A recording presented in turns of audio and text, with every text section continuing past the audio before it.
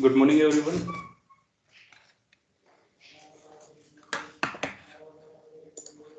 Start करें अपन session को। सो लोग ही हैं अभी सेशन में। तो लास्ट टाइम अपन ने HDFS पढ़ा था। HDFS में अपन ने बात करी थी कि वेब HDFS क्या होता है और कैसे अपन API यूज़ करते हैं ना। तो HDFS वेब HDFS की अपन ने बात करी थी।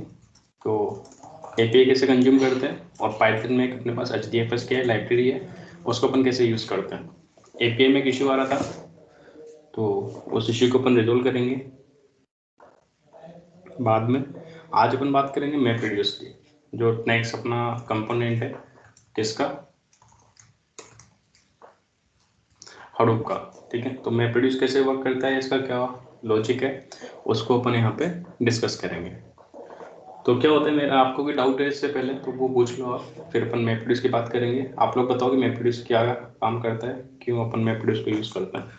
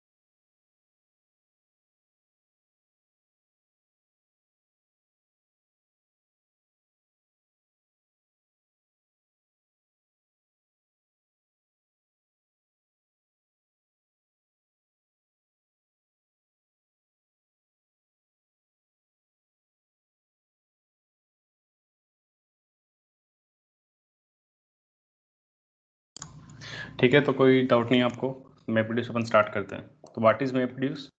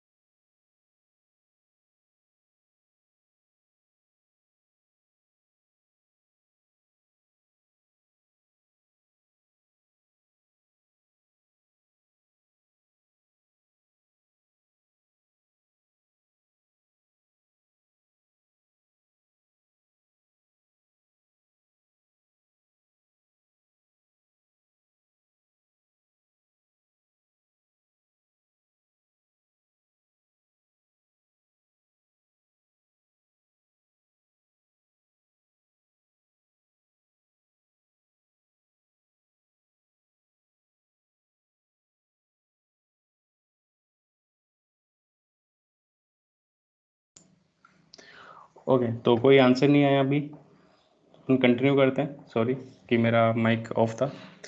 तो देखो अपन बात कर रहे हैं कि ट्रेडिशनल प्रोग्रामिंग अपन यूज़ नहीं कर सकते हडूप के अंदर, तो अपन मैप्रेड्यूस यूज़ करते हैं। मैप्रेड्यूस प्रोग्रामिंग का पैराडिम है, प्रोग्रामिंग का इंफ्रास्ट्रक्चर है कि कैसे आप प्रोग्रामिंग रन करते हो, फ्रेमवर्क है बेसिकली। तो प्रोग्रामिंग कैसे रन होती है उसके लिए अपन बात कर रहे हैं पहले, कि अभी तक अपन जो प्रोग्रामिंग करते आ रहे हैं, ट्रेडिशनल प्रोग्रामिंग क्या है। ट्रेडिशनल प्रोग्रामिंग क्या है कि जैसे सपोज आपके पास आयरिस डेटा सेट है, आयरिस डेटा सेट को आपको स्टडी करना है कि इसमें कितने फीचर्स हैं, फीचर के ऊपर कैसे स्पीसीज डिपेंड करती नहीं करती, आपको डेटा विजुलाइजेशन भी करना है, आपको एनालिसिस भी करना है, आपको स्टैटिस्टिकल इन्फॉर्मेशन अप्लाई करनी है, मशीन लर्निंग भी आपको लगाना है कुछ फीचर्स प्रेडिक्ट करने के लिए। तो आप क्या करोगे, इस हार्ड डिस्क से इस डेटा को पहले रैम में लोड करोगे, और ये किसके थ्रू करेंगे, अपने प्रोग्राम के थ्रू करेंगे। तो इस प्रोग्राम में आप कोड लिखोगे, यार मेरे को डेटा रीड करने, I want to read some information from this particular hard drive. तो उसके लिए अपने को पाथ की जरूरत पड़ेगी। अपन पाथ लिखेंगे कि स्लेश डेटा के अंदर iris.csv नाम की फाइल है, जिसे हमें क्या करना है, रीड करना है। तो जैसे आप कोड लिखोगे, ये कोड क्या कर रहा है, आपका सेंट्रलाइज इस फाइल का जो भी डेटा है उसे लाके आपके रैम के अंदर बफर स्पेस में स्टोर कर लेगा, और वहाँ से आपका प्रोग्राम उस डेटा को क्या कर सकता है, जो भी आपने कोड लिखा है उस कोड के हिसाब से आपका डेटा प्रोसेस होगा। जो अपना आउटपुट जनरेट होता है, ठीक है, वो भी आपका डायरेक्टली रैम में स्टोर होता है कुछ टाइम के लिए, जब तक आप उसे परमानेंटली सेव नहीं करते हो। आपने जैसे अपन ट्रांसफॉर्मेशंस करते हैं कि पांडा साहब ने डेटा फ्रेम लोड किया, आपने कुछ नया नया डेटा फ्रेम बनाया कुछ ऑपरेशंस अप्लाई करके, कि डेटा फ्रेम को अपन ने पाइवेट टेबल में कन्वर्ट कर दिया। तो उसके बाद अपने पास क्या मिलेगा, अपने को अपना न्यू डेटा फ्रेम मिलेगा। आपको इस न्यू डेटा फ्रेम को सेव करना है, तो कोड क्या लिख देते हैं आप कि ndf.to_csv, और फिर आप अपनी फाइल का नाम ले देते हैं, यार मेरे को इस फाइल में सेव करना है। तो अगर अपने को प्रोसेस सेव करना है तो बस अपन कहाँ पे सेव कर देते हैं, अपनी फाइल को किसी और नेम से, कि iris_process डॉट इस नाम से अपने फाइल को वापस सेव कर दिया। तो वापस से फाइल कहाँ सेव हो जाती है, हार्ड डिस्क में सेव हो जाती है। तो एज ए प्रोग्रामर जब आप कोड लिख रहे होते हो, तो आपके माइंड में क्या चल रहा होता है, यार मेरे को डेटा रीड करना है, तो डेटा एक सिंगल फाइल है जो कि कहाँ रखी हुई है, सिंगल हार्ड डिस्क में रखी हुई है। और जब आप कोड लिखते हो तो आपको कोई फर्क नहीं पड़ता, आपको पता है कि आप उस पूरी की पूरी फाइल को कहाँ पे स्टोर कर सकते हो, आपकी रैम में लोड करके आप उसे अपने प्रोग्राम में प्रोसेस कर सकते हो सिक्वेंशियली। तो अपन क्या लिखते हैं, अपन सीधा कोड लिखते हैं कि मेरे पास डेटा आएगा, फाइल आएगी, मैं डेटा रिट्रीव करूँगा, उसको प्रोसेस करूँगा और उसको सेव कर दूंगा। अपन ज़्यादा कंसर्न नहीं करते कि फाइल कितना मेमोरी ऑप्टिमाइज्ड है या नहीं है, क्या ऑपरेशन के बारे में अपन ज़्यादा सोचते नहीं है। कभी अपन ट्रांसफॉर्मेशन कर रहे हैं, कभी अपन एग्रीगेशन कर रहे हैं, अपन फंक्शंस लगाते रहते हैं, ठीक है। तो फिर यहाँ पे हडूप में ये आर्किटेक्चर कैसे चेंज होता है, क्योंकि हडूप में अपन सेम वे में कोड लिख सकते हैं। अभी तक अपन एक ही फाइल बनाते थे, एक ही स्क्रिप्ट बनाते थे, process.py। इसी स्क्रिप्ट में आपके ट्रांसफॉर्मेशन होते थे। ट्रांसफॉर्मेशन का मतलब है कि आप डेटा के फॉर्मेट को चेंज कर रहे हो, कुछ डेटा फिल्टर कर रहे हो, या जैसे अन्य वैल्यूज़ को रिमूव कर रहे हो, आप अपने नए फीचर्स ऐड कर रहे हो डेटा के अंदर। तो जिस सॉर्ट काइंड ऑफ ऑपरेशन जो भी है अपने, कि आप डेटा को स्केल कर रहे हो, whatever kind of operation are there, they are known as transformation operations, जहाँ पे आप हर एक रो के ऊपर जाके कुछ ना कुछ ऑपरेशन अप्लाई कर रहे हो। दूसरे अपने ऑपरेशंस होते हैं एग्रीगेशन वाले, जैसे ट्रांसफॉर्मेशन से बेस्ट एग्जांपल है ग्रुप बाय ऑपरेशन। जब आप ग्रुप बाय अप्लाई करते हो तो वो ट्रांसफॉर्मेशन एग्जांपल है, वो आपके डेटा सेट को कुछ छोटे छोटे ग्रुप में डिवाइड कर देता है। उसके बाद आप हर एक ग्रुप पे क्या अप्लाई करते हो, एग्रीगेशन फंक्शन अप्लाई करते हो। तो हर ग्रुप पे अपन अपने हिसाब से क्या करते हैं, एग्रीगेशन फंक्शन अप्लाई कर देते हैं। तो जो एग्रीगेशन फंक्शन होते हैं, जैसे आपने मीन निकाल लिया, मीडियन निकाल लिया, तो इनको हम बोलते हैं एग्रीगेशन फंक्शंस, और ये आपका एक रिजल्ट जनरेट करते हैं। तो अपन इसी फाइल के अंदर अपने काफ़ी सारे ट्रांसफॉर्मेशन, अपने पास काफ़ी सारे ट्रांसफॉर्मेशन स्टेटमेंट्स भी रहेंगे, काफ़ी सारे एग्रीगेशन स्टेटमेंट भी रहेंगे। और अपन को फाइल के स्ट्रक्चर से कोई फ़ायदा नहीं है कि अपने सोचना नहीं है कि मेरा मेरा कोड कैसे लिखना है। अपने कोड के बारे में कोई बेसिक रूल्स नहीं है, बस आपको पाइथन आनी चाहिए, आपको पता होना चाहिए कि आप क्या कर रहे हो, किस तरह से ट्रांसफॉर्मेशन करना चाहिए, किस तरह से एग्रीगेशन करना चाहिए, एंड ऑल डन, आपका काम हो जाएगा। बट अगर अपन आगे चलें थोड़ा सा, और अपन बात करें मैप्रेड्यूस फ्रेमवर्क डिफरेंट कैसे है अपनी ट्रेडिशनल प्रोग्रामिंग से, तो अपने को बात करना पड़ेगा कि भाई हडूप में किस तरह से अपन डेटा स्टोर करते हैं। क्योंकि अभी अपन ने HDFS पढ़ लिया है, तो HDFS में आपको पता है कि डेटा जो स्टोर हो रखा है, अब वैसा नहीं है कि अपने पास हार्ड डिस्क में डेटा रखा हुआ है, अपना डेटा कहाँ रखा रहेगा, HDFS में रहेगा। किसी ना किसी तरीके से अगर आप हडूप में काम कर रहे हो तो आपका डेटा हमेशा कहाँ रहेगा, HDFS नाम के फाइल सिस्टम में रहेगा। और HDFS एक नेटवर्क फाइल सिस्टम है, एक डिस्ट्रीब्यूटेड फाइल सिस्टम है। तो सेंट्रलाइज हार्ड डिस्क में आपका डेटा स्टोर नहीं हो रहा है। आपका डेटा कैसे स्टोर हो रहा है, सबसे पहले आपके पास मल्टीपल हार्ड ड्राइव है जिनमें आप अपना डेटा डिस्ट्रीब्यूट करना चाहते हो, बड़ी फाइल्स हैं, पेंटाबाइट्स टेराबाइट्स ऑफ फाइल्स हैं कि टेराबाइट्स ऑफ साइज की फाइल्स हैं, तो उन्हें आप ब्रेक करके ब्लॉक में कन्वर्ट करोगे और ब्लॉक्स को आप अलग अलग हार्ड ड्राइव में स्टोर करोगे।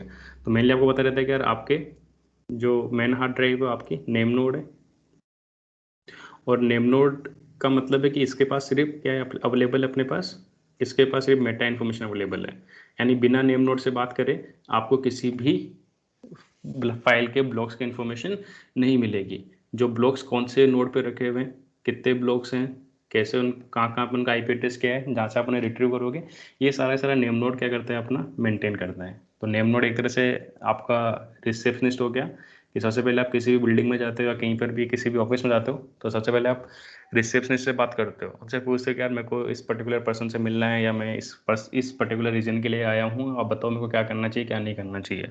तो रिसेप्शनिस्ट का आपका काम नहीं कि रिसेप्शनिस्ट आपको कोई आपकी प्रॉब्लम सोल्व नहीं करेगी, आप जिस बंदे से मिलने जा रहे हो वो आपकी प्रॉब्लम सोल्व करेगा, लेकिन रिसेप्शन आपको बताएगी वो बंदा कहाँ पर कब किस टाइम पे कैसे मिलेगा। तो सेम चीज़ नेम नोड है, यहाँ पे अपन डेटा अगर आपको चाहिए, कोई फाइल आपको ऑपरेट करनी है, आप नेम नोड पे जाओगे, नेम नोड आपको बताएगा कि ठीक है यार ये फाइल आपको ऑपरेट करनी है, आप इस नोड पे जाओ, इतने सारे ब्लॉक्स रखे हुए हैं, आप उनको प्रोसेस कर लो, आपकी फाइल प्रोसेस हो जाएगी। अब अपन फाइल्स रीड और राइट की बात नहीं कर रहे हैं, अगर आपको फाइल्स अपलोड करनी है डाउनलोड करनी है उसके लिए अपन HDFS को यूज़ करते हैं। तो HDFS यूज टू सेव और retrieve files from HDFS storage in Hadoop। अब अपन बात करें डेटा प्रोसेसिंग की या एनालिसिस की, तो जो अपना मेन पर्पस होता है Hadoop में अपन डेटा स्टोर क्यों कर रहे हैं, डेटा स्टोर करने का एक ही रीजन होता है कि अपन उसको प्रोसेस करेंगे और फिर एनालिसिस करेंगे, और अगर ज़रूरत पड़ी तो उसके ऊपर फिर अपन मशीन लर्निंग भी अप्लाई करेंगे। तो ये काम करने के लिए ही अपने को प्रोग्रामिंग की ज़रूरत पड़ती है, और MapReduce जो फ्रेमवर्क है बेसिकली वो आपको फैसिलिटी देगा कि आप अपने Hadoop के ऊपर क्या रन कर सकते हो, प्रोग्राम्स को रन कर सकते हो, एनालिसिस स्क्रिप्ट्स को रन कर सकते हो। तो उस तरह से अपन इसमें बात करेंगे। तो देखो अब अगर अपन नेक्स्ट प्रोसेस में जाएं तो नेम नोड के लिए अपने पास कई सारे डेटा नोड्स होंगे जहाँ पे एक्चुअल में डेटा रहेगा, जो आपके एक्चुअल ब्लॉक्स हैं वो तो आपके डेटा नोड्स पे रहेंगे, जो ब्लॉक्स आपको रीड करने हैं बेसिकली। तो मैं थोड़ा सा बड़ा बना देता हूँ डेटा नोड को क्योंकि अभी अपन इसको अंडरस्टैंड करेंगे। तो ये आपका डेटा नोड है ना, दिस इज और डेटा नोड 1, डेटा नोड 2 कितने भी हो सकते हैं। फॉर एन एग्जांपल मैंने एक डेटा नोड 3 करके 3 नोड्स अपन ने बना लिए हैं, और इन नोड के ऊपर अपन फिर क्या करेंगे, इन ये नोड वाला मशीन से अलग अलग इन पे अपना डेटा स्टोर है। अब जो डेटा स्टोर है वो तो यहाँ पे स्टोर है, और एक फाइल भी आपकी मल्टीपल पार्ट्स में ब्रेक करी हुई है। ऐसा नहीं कि आपके पास एक फाइल है आपने रीड किया प्रोसेस करके आउटपुट राइट कर दिया, और चूंकि एक फाइल इतनी बड़ी है कि इसको अपन एक मेमोरी में स्टोर नहीं कर सकते। इन इवेंचुअली जो अपने 512 GB रैम का आपके पास क्या होगा, सर्वर होगा, खींच के आपके पास 1 TB का क्या हो सकता है, सर्वर हो सकता है रैम का। तो इसका मतलब है कि उन्हें एक बार में 512 GB या 1 TB डेटा को भी प्रोसेस कर सकता है, और जब तक प्रोसेस नहीं करेंगे उसके आउटपुट को अपने को राइट करना है। डायरेक्टली अपन फाइल्स में आउटपुट राइट नहीं करते है ना, अपन आउटपुट कहाँ राइट करते हैं, जब अभी तक आप जो ट्रेडिशनल प्रोग्रामिंग कर रहे हो आप अपना सारा का सारा काम कहाँ पे कर रहे हो, रैम में कर रहे हो। और आपको पता है कि आपकी रैम काफ़ी छोटी है, 8 GB 4 GB ये रैम आप यूज़ करते हो, तो उसमें आप बड़ी फाइल्स को प्रोसेस नहीं कर सकते हो, वहाँ पे आपकी रैम कैपेसिटी क्या हो जाएगी, यूज़फुल नहीं रहेगी। क्योंकि जितना भी अपन प्रोसेसिंग करते हैं, जितने आपने डेटा फ्रेम्स बनाए हैं, जितने आपने ट्रांसफॉर्म करके आप 4 5 6 ट्रांसफॉर्मेशन डेटा फ्रेम्स बनाओगे वो सारे आपके रैम में स्टोर होंगे, आपकी रैम फुल हो जाएगी, आप काम नहीं कर सकते हो। तो पहली चीज़ तो ये है कि डेटा बहुत बड़ा है, तो इसका मतलब है कि अपन रैम में तो डेटा प्रोसेस नहीं कर सकते। हाँ, हालांकि अपने पास रैम बहुत सारी है, हर नोड पे अपने पास क्या लगी हुई है, रैम लगी हुई है, तो हर नोड पे ब्लॉक भी रखे हुए हैं। तो अपन क्या करेंगे, हर नोड की रैम को यूज़ करेंगे। अपन डेटा को एक साथ किसी सिस्टम पे लाके प्रोसेस नहीं कर सकते, सेंट्रलाइज प्रोसेसिंग अपन नहीं कर सकते। जैसे अपन एक स्क्रिप्ट लिखते थे, अपन उस तरह से स्क्रिप्ट को एग्जीक्यूट नहीं कर सकते। तो अपने को कोड करने का तरीका चेंज करना पड़ेगा, कोड का पैराडिम चेंज करना पड़ेगा, और उस पैराडिम के लिए जो डिज़ाइन किया गया जावा के अंदर कि किस तरह से आप हडूप की फाइल्स को प्रोसेस कर सकते हो, क्योंकि वो डिस्ट्रीब्यूटेड स्टोर है, तो अपने को क्या करना पड़ेगा, डिस्ट्रीब्यूटेड कंप्यूटिंग करनी पड़ेगी। तो जैसे HDFS अपना डिस्ट्रीब्यूटेड फाइल सिस्टम है जो फाइल्स को डिस्ट्रीब्यूट करता है नोड्स के ऊपर और मैनेज करता है उनकी रिपोर्ट्स को, ब्लॉक रिपोर्ट्स को, या उनका पूरा आर्किटेक्चर को मेंटेन करता है। ऐसे अपना जो MapReduce है ये अपना फ्रेमवर्क है किसके लिए, दिस इज और फ्रेमवर्क टू प्रोसेस और डेटा इन HDFS। तो MapReduce के थ्रू अपन डेटा प्रोसेस करते हैं, तो ये अपना डिस्ट्रीब्यूटेड कंप्यूटिंग के लिए अपने इसको काम में लेते हैं।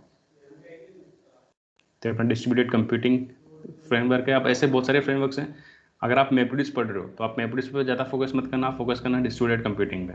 अगर आप HDFS पढ़ रहे हो तो आप HDFS पे फोकस मत करना, आप फोकस करना डिस्ट्रीब्यूटेड स्टोरेज पे। वहाँ से आपको समझ में आ गया कि क्या एक्चुअली लॉजिक क्या है डिस्ट्रीब्यूटेड स्टोरेज का, क्या लॉजिक है डिस्ट्रीब्यूटेड कंप्यूटिंग का। फ्रेमवर्क्स तो बहुत सारे हैं, आप HDFS की जगह HBase यूज़ कर सकते हो, Cassandra यूज़ कर सकते हो, Hive यूज़ कर सकते हो। There are so many frameworks are there to store data inside memory. Process करने के लिए भी आप Hive यूज़ कर सकते हो, आप अपना MapReduce यूज़ कर सकते हो, स्पार्क यूज़ कर सकते हो, काफका यूज़ कर सकते हो। There are so many tools. आप इलास्टिक सर्च यूज़ कर सकते हो, क्या करने के लिए, अपने प्रोग्राम्स को एग्जीक्यूट करने के लिए उस डिस्ट्रीब्यूटेड स्टोरेज के ऊपर। तो अपन बहुत सारे इस तरह से क्या कर सकते हैं, काम कर सकते हैं अपन। अब वो भी डिस्ट्रीब्यूटेड कंप्यूटिंग है। तो अगर आपको एक बार समझ में आ गया कि किस तरह से काम हो रहा है, MapReduce किस तरह से वर्क कर रहा है, तो ये जो मैंने फ्रेमवर्क्स के नाम लिए डिफरेंट, आप इनको बहुत ईजिली समझ जाओगे।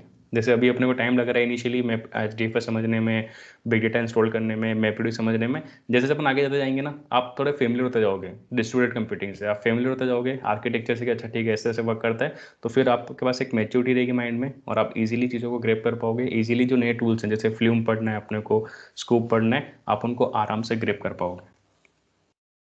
तो MapReduce में क्या होता है कि आप इस तरह से डेटा रखा हुआ है, अपना डेटा जो स्टोर है वो तो डेटा नोड्स पे स्टोर है और इन्फॉर्मेशन नेम नोड पे स्टोर है। अब अगर मैं सोचूं कि मेरे को सेम प्रोग्राम रन करना है लेकिन हडूप पे रन करना है, तो पहली चीज़ तो मैं डेटा को एक साथ प्रोसेस नहीं कर सकता, मेरे को डेटा को अलग अलग प्रोसेस करना पड़ेगा। तो देखो प्रोसेसिंग में आप देखते हो कि आपको क्या करना होता है। एक छोटा सा एग्जाम्पल लेते हैं कि प्रोसेसिंग, एक छोटा सा एग्जाम्पल लेते हैं। सपोज करो मेरे पास डेटा रखा हुआ है कि हाइट, या किसी एम्प्लॉय डेटा रखा हुआ है कि एम्प्लॉय का नाम क्या है, एम्प्लॉय की एज कितनी है, एम्प्लॉय की हाइट कितनी है, वेट कितना है। ठीक है, 4 फीचर्स अपने लिए।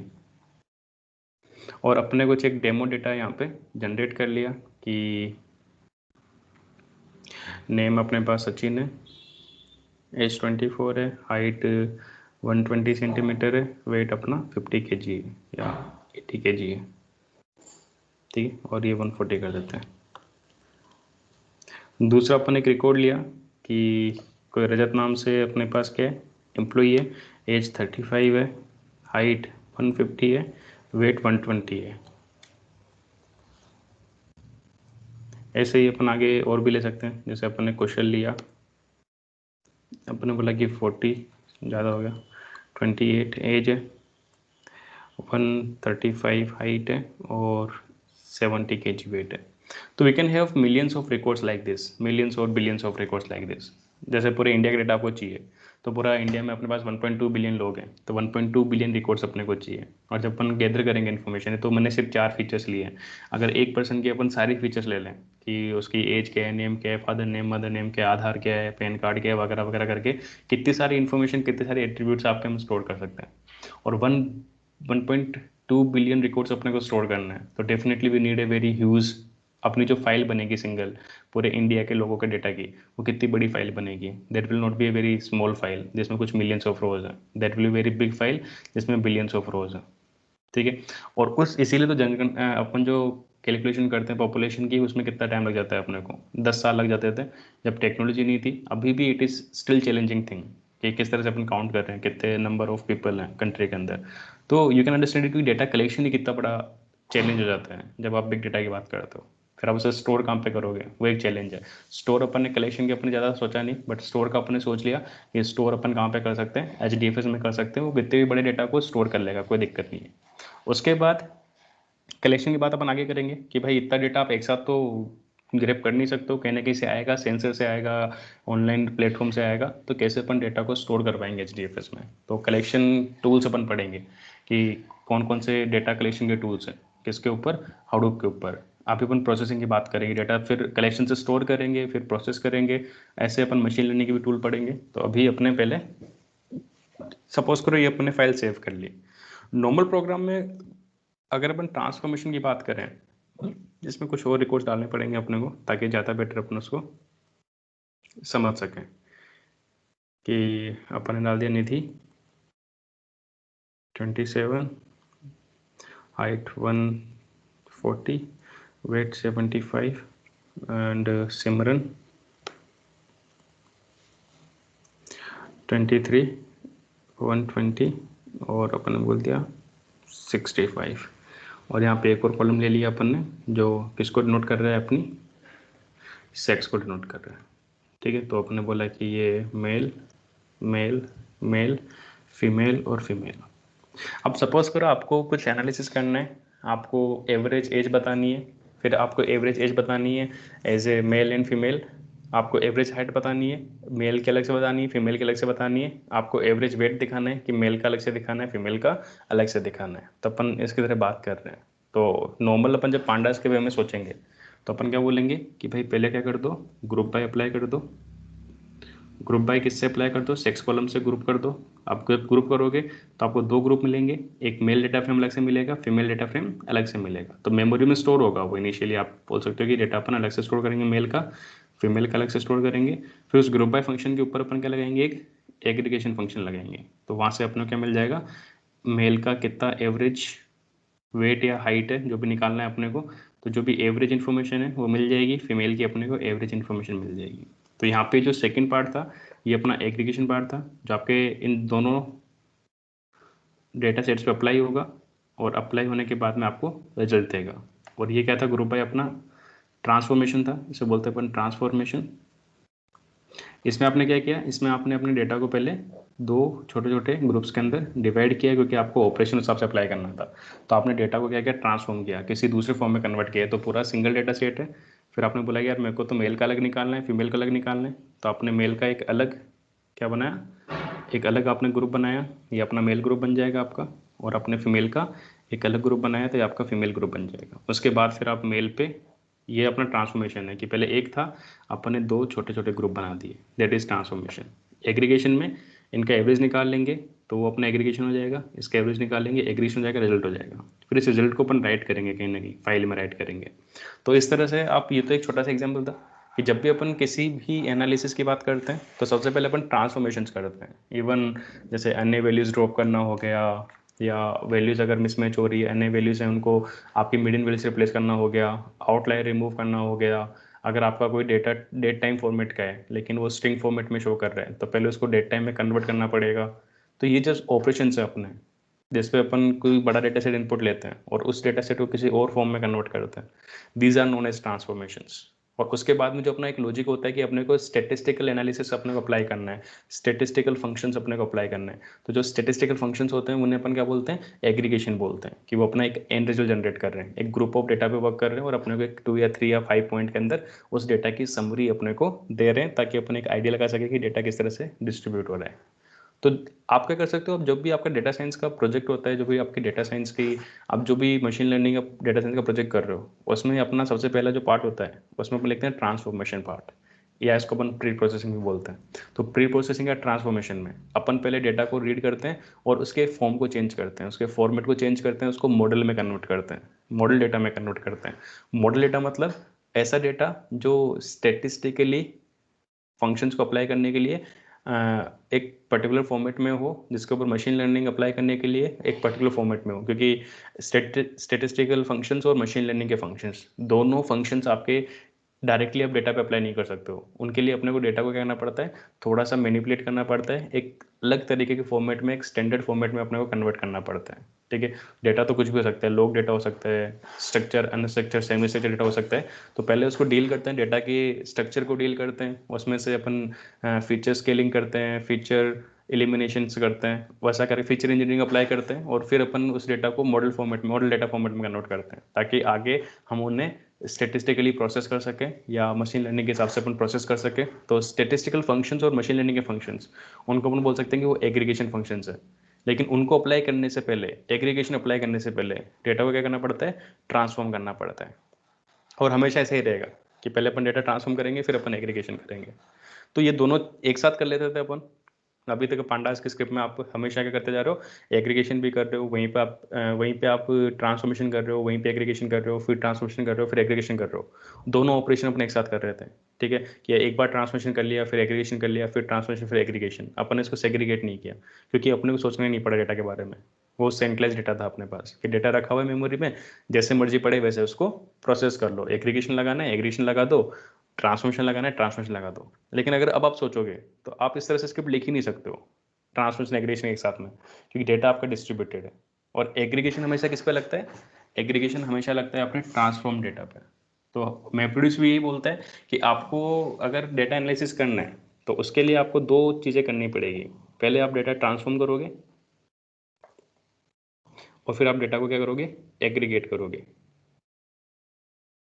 एग्रीगेशन में आपका बिजनेस लॉजिक आ जाएगा कि किस हिसाब से आप डेटा को प्रोसेस करना चाहते हो, तो जो भी बिजनेस लॉजिक है वो आपका एग्रीगेशन में आ जाएगा। और जो भी आपका प्री प्रोसेसिंग स्टेप्स है, ठीक है, डेटा को प्री प्रोसेस करना है, वो आपके कहाँ पे आ जाएगी, आपके ट्रांसफॉर्मेशन में आ जाएगी। तो पहली चीज़ जो डेवलपर है वो क्या सोचता है कि यार मेरे को दो स्क्रिप्ट लिखनी पड़ेगी, ट्रांसफॉर्मेशन के लिए अलग से स्क्रिप्ट लिखनी पड़ेगी। इसको पहले अपन, सबसे पहले ये होता है कि अपन पहले ट्रांसफॉर्मेशन को अप्लाई करेंगे, और ट्रांसफॉर्मेशन जो रिजल्ट रहेगा उसे अपन कहाँ पे यूज़ करेंगे, एग्रीगेशन में। तो इसके लिए उन्होंने बोला कि हम एक पैराडिग्म बना रहे हैं कि हम, आपको कोई भी प्रोग्राम लिखना है तो आप प्रोग्राम को कैसे लिखोगे, डिस्ट्रीब्यूटेड वे में कंप्यूटिंग करनी है तो आप दो पार्ट लिखोगे, एक ट्रांसफॉर्मेशन वाला पार्ट। इसी सेम चीज़ को मैं स्पार्क में भी यूज़ करूँगा। ट्रांसफॉर्मेशन को अपन क्या बोलते हैं कि ट्रांसफॉर्मेशन के लिए अपन यहाँ पे भी मैप यूज़ करते हैं, मैप प्रोड्यूस में, कि अपन एक मैप का कोड लिखेंगे, एक फंक्शन लिखेंगे मैप फंक्शन। मैप फंक्शन में अपन हमेशा ट्रांसफॉर्मेशन करेंगे, ठीक है, अपन डेटा को फॉर्मेट को चेंज करेंगे, ठीक है। और एग्रीगेशन का जो काम होगा वो कहाँ पे करेंगे, अपन रिड्यूस फंक्शन पे करेंगे। तो इसका मतलब है कि अपन एग्रीगेशन जितना भी वर्क है उसको एक सेपरेट फाइल में करने वाले हैं, सेपरेट कोड लिखेंगे एग्रीगेशन का, सेपरेट कोड लिखेंगे किसका, ट्रांसफॉर्मेशन का। तो ट्रांसफॉर्मेशन का कोड आपका अलग रहेगा, एग्रीगेशन का कोड आपका अलग रहेगा। तो जो ट्रांसफॉर्मेशन का कोड होता है उसे हम बोलते हैं मैप कोड, और जो एग्रीगेशन का कोड होता है उसे बोलते हैं अपन रिड्यूस कोड। जैसे ग्रुप बाय वाला एग्जांपल लिया अपन ने, तो जब आप ग्रुप बाय अप्लाई करोगे, ठीक है, तो ग्रुप बाय तो अपना कौन सा ऑपरेशन हो जाएगा, ग्रुप बाय का जो कोड होगा कि कैसे ग्रुप करना है वो तो अपन लिखेंगे किसके अंदर, मैप के फाइल में। और रिड्यूस की फाइल में क्या लिखेंगे, रिड्यूस फाइल में अपन कोड लिखेंगे कि हमें क्या निकालना है, एवरेज निकालना है। तो एवरेज का कोड क्या होगा, वो कहाँ पर जाएगा, अपने रिड्यूस की फाइल में जाएगा। तो ये दो ऑपरेशन होते हैं, इनके लिए आप पहले आप अपना जो प्रोजेक्ट आप बना रहे हो उसमें आप क्लियर कर लो कि आपको क्या क्या ट्रांसफॉर्मेशन करना है और फिर आपको क्या क्या एग्रीगेशन करना है। फिर आप कोड लिखने के लिए जो भी आपकी कोड फाइल होगी उस कोड फाइल को अपन क्या बोल देते हैं, जॉब बोलते हैं। मशीन लर्निंग इस जो बिग डेटा होता है, बिग डेटा के टर्म में जो अपनी स्क्रिप्ट्स होती है उन्हें अपन स्क्रिप्ट्स नहीं बोलते, उन्हें अपन क्या बोलते हैं, जॉब बोलते हैं। कि हमें एक जॉब रन करनी है, हमें एक एप्लीकेशन रन करनी है, तो आप जो भी एप्लीकेशन बोल सकते हो। तो हमें एक एप्लीकेशन रन करनी है, हमें एक जॉब रन करनी है, बड़े काम कर रहे हैं वो अपन। तो जॉब में क्या होगा, हमारे पास दो कंपोनेंट रहेंगे, एक मैप जॉब रहेगी जो पहले डेटा को ट्रांसफॉर्म करेगी, फिर एक रिड्यूस जॉब रहेगी जो डेटा को क्या करेगी, एग्रीगेट करेगी। अब ऐसा क्यों किया अपन ने, क्यों डिवाइड किया अपन ने मैप और रिड्यूस में, क्यों अपन एक साथ नहीं कर सकते, उसका रीजन अभी समझ में आ जाएगा आपको। क्योंकि डेटा डिस्ट्रीब्यूटेड है, अलग अलग नोड्स पे अलग अलग डेटा रखा हुआ है, तो उसकी वजह से अपन इस तरह से कर रहे हैं। इसमें यहाँ तक कुछ पूछना है किसी को, कोई भी डाउट है कि मैप रिड्यूस में मैप का मतलब क्या है, रिड्यूस का मतलब क्या है, तो आप पूछ लो, मैं सॉल्व करता हूँ, फिर आगे चलता है।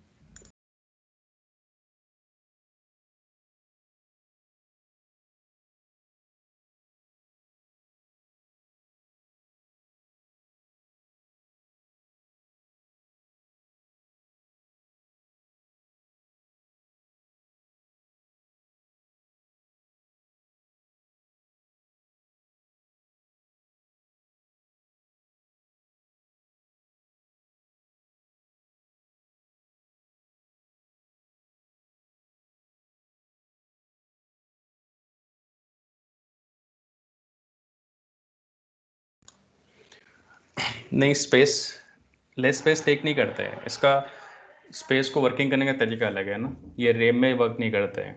एक्चुअली मैपड्यूस बहुत स्लो होते हैं। अपन ने स्टार्टिंग में पढ़ा था कि हडूप का सबसे बड़ा डिसएडवांटेज क्या था, कि हडूप अपना ओवल एपी ऑपरेशंस के लिए काम में आता है, लेकिन ऑल टीपी ऑपरेशंस के लिए काम में नहीं आता है। क्योंकि ट्रांजिशन करने के लिए अपने को रियल टाइम प्रोसेसिंग करनी पड़ेगी, और रियल टाइम प्रोसेसिंग के लिए अपना हडूप बिल्कुल भी बेटर वर्क नहीं करता है, क्योंकि काफ़ी सारा टाइम लगाता है डेटा प्रोसेस करने में। तो स्पेस लेस नहीं लेगा, स्पेस भी ज़्यादा लेगा, टाइम भी ज़्यादा लेगा, लेकिन क्योंकि बिग डेटा प्रोसेस करना है तो आप बिना ज़्यादा स्पेस और बिना ज़्यादा टाइम के आप इसको प्रोसेस कर ही नहीं सकते थे। तो ये एक पैराडिम बनाया गया। स्पार्क जो है वो इसको ऑप्टिमाइज किया गया, मैपरेड्यूस फ्रेमवर्क को ऑप्टिमाइज करके स्पार्क फ्रेमवर्क बनाया गया। तो वो मैपरेड्यूस से काफ़ी बेटर है, तो वो कम स्पेस भी लेता है और कम टाइम भी लेता है डेटा को प्रोसेस और एग्जीक्यूट करने के लिए। लेकिन ये इनिशियल फेज पे था, मतलब जब अपन बिग डेटा की बात करते हैं, जब अपन डिस्ट्रीब्यूटेड स्टोरेज की बात करते हैं, तो सबसे पहला आइडिया था कि किस तरह से अपन डेटा को प्रोसेस कर सकते हैं। तो डेफिनेटली स्पेस लेस की बात यहाँ पे नहीं चलेगी, स्पेस ये बहुत लेता है। और बेसिकली इसका जो सबसे मेन कंपोनेंट होता है उसको बोलते हैं अपन इन मेमोरी कंप्यूटेशन, कि मैपरेड्यूस जो काम करता है वो काम करता है इन मेमोरी कंप्यूटेशन में। अब इसका मतलब क्या होता है वो समझेंगे अपन अभी। ये इन मेमोरी कंप्यूटेशन करता है।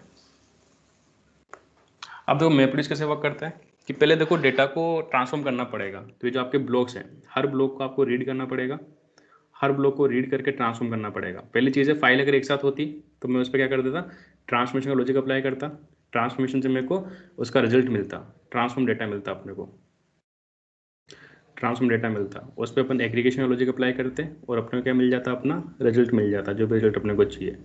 तो इस तरह से बोलते हैं कि अपना इनपुट डेटा है, इनपुट डेटा पे अपन ट्रांसफॉर्मेशन लॉजिक अप्लाई करेंगे, ट्रांसफॉर्मेशन लॉजिक से अपने क्या मिलेगा, ट्रांसफॉर्मेशन का आउटपुट मिलेगा, उस आउटपुट को अपन एग्रीगेशन में देंगे, एग्रीगेशन से अपने क्या मिलेगा, रिजल्ट मिलेगा।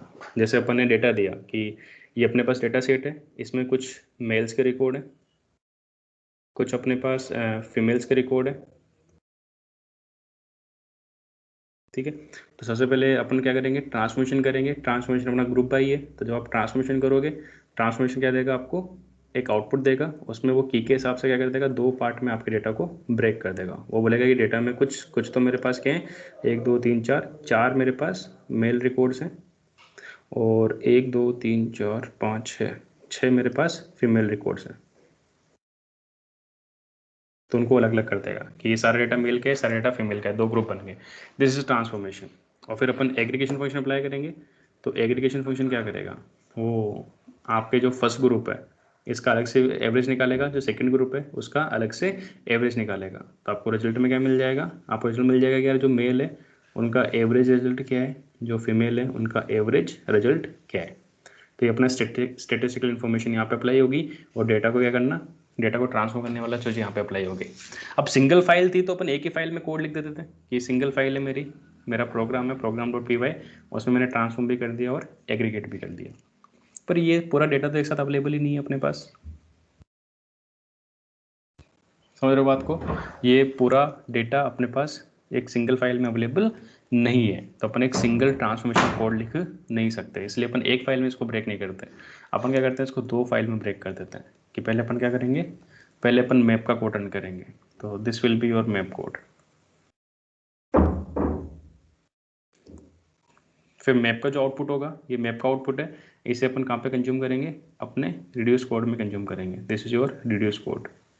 ये दोनों अलग अलग फाइल हैं, ये दोनों अलग अलग वर्क करेगी डिस्ट्रीब्यूटेड कंप्यूटिंग के लिए। कैसे, अब समझते हैं अपन कि सेम अपने को हडूप में प्रोसेस करना है, तो डेटा अपने पास एक जगह नहीं है। देखो डेटा अपना क्या है, अलग अलग नोड्स पे स्टोर है।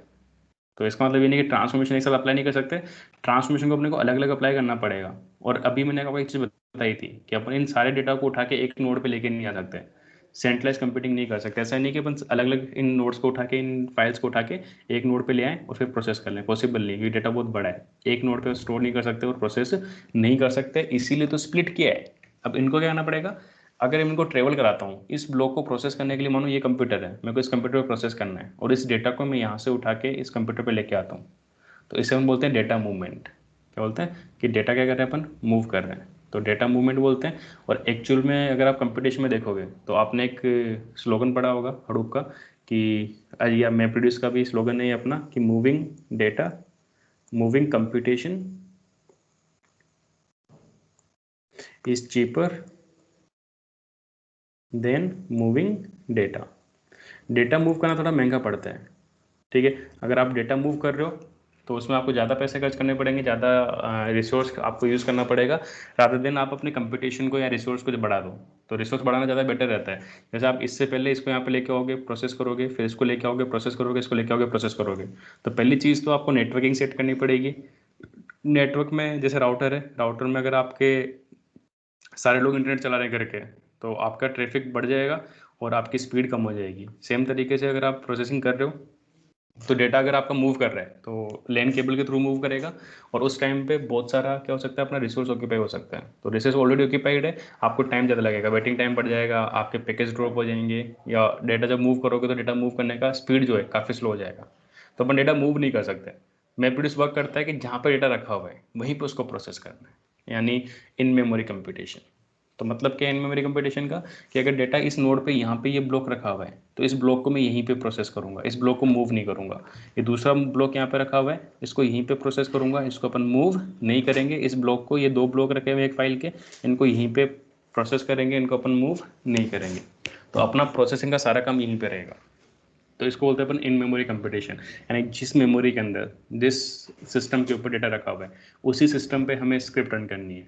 तो अब क्या होगा कि अगर ये ट्रांसमिशन स्क्रिप्ट है, अपन डेटा मूव नहीं कर सकते, तो मेरे को इस स्क्रिप्ट को यहीं प्रोसेस करना पड़ेगा, ट्रांसमिशन कोड यहीं रन करना पड़ेगा, ट्रांसमिशन कोड यहीं रन करना पड़ेगा, ट्रांसमिशन कोड यहीं पे रन करना पड़ेगा डेटा प्रोसेस करने के लिए। तो मेरे को जो मेरा कोड है वो किस में डिवाइड होगा, मल्टीपल पार्ट्स में डिवाइड होगा, या अपने कोड को अपन सारे के सारे जितने डेटा नोड पे अपना डेटा रखा हुआ है, ब्लॉक रखे हुए हैं, उन सारे ब्लॉक के ऊपर अपने को अपना कोड क्या करना पड़ेगा, सेंड करना पड़ेगा रन करने के लिए, क्योंकि अपन उनको वहीं पे प्रोसेस करना चाहते हैं। तो ये तो मैं साफ कर देता हूँ जो ट्रेडिशनल अप्रोच थी अपनी।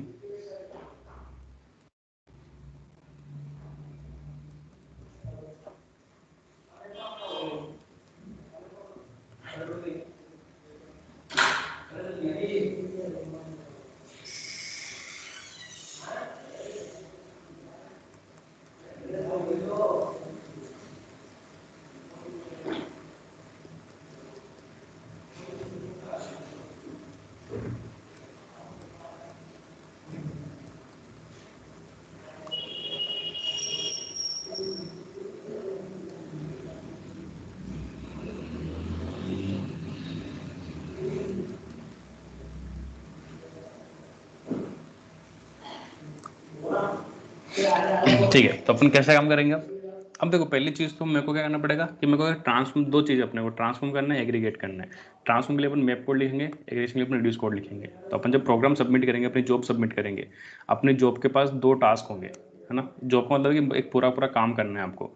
जैसे मैं बोलूँ कि आपको मेरे को क्या बना के देना है, एक सॉफ्टवेयर बना के देना है, कंप्लीट सॉफ्टवेयर बना के देना है। तो आप पहले क्या करोगे, सॉफ्टवेयर को कंपोनेंट से डिवाइड करोगे, back and component, front end component. Front end के लिए आप अलग टीम को काम करने के लिए दोगे, बैक एंड पे अलग टीम काम करेगी, बाद में दोनों को मर्ज करके क्या बना दोगे, एक पूरा प्रोजेक्ट बना दोगे।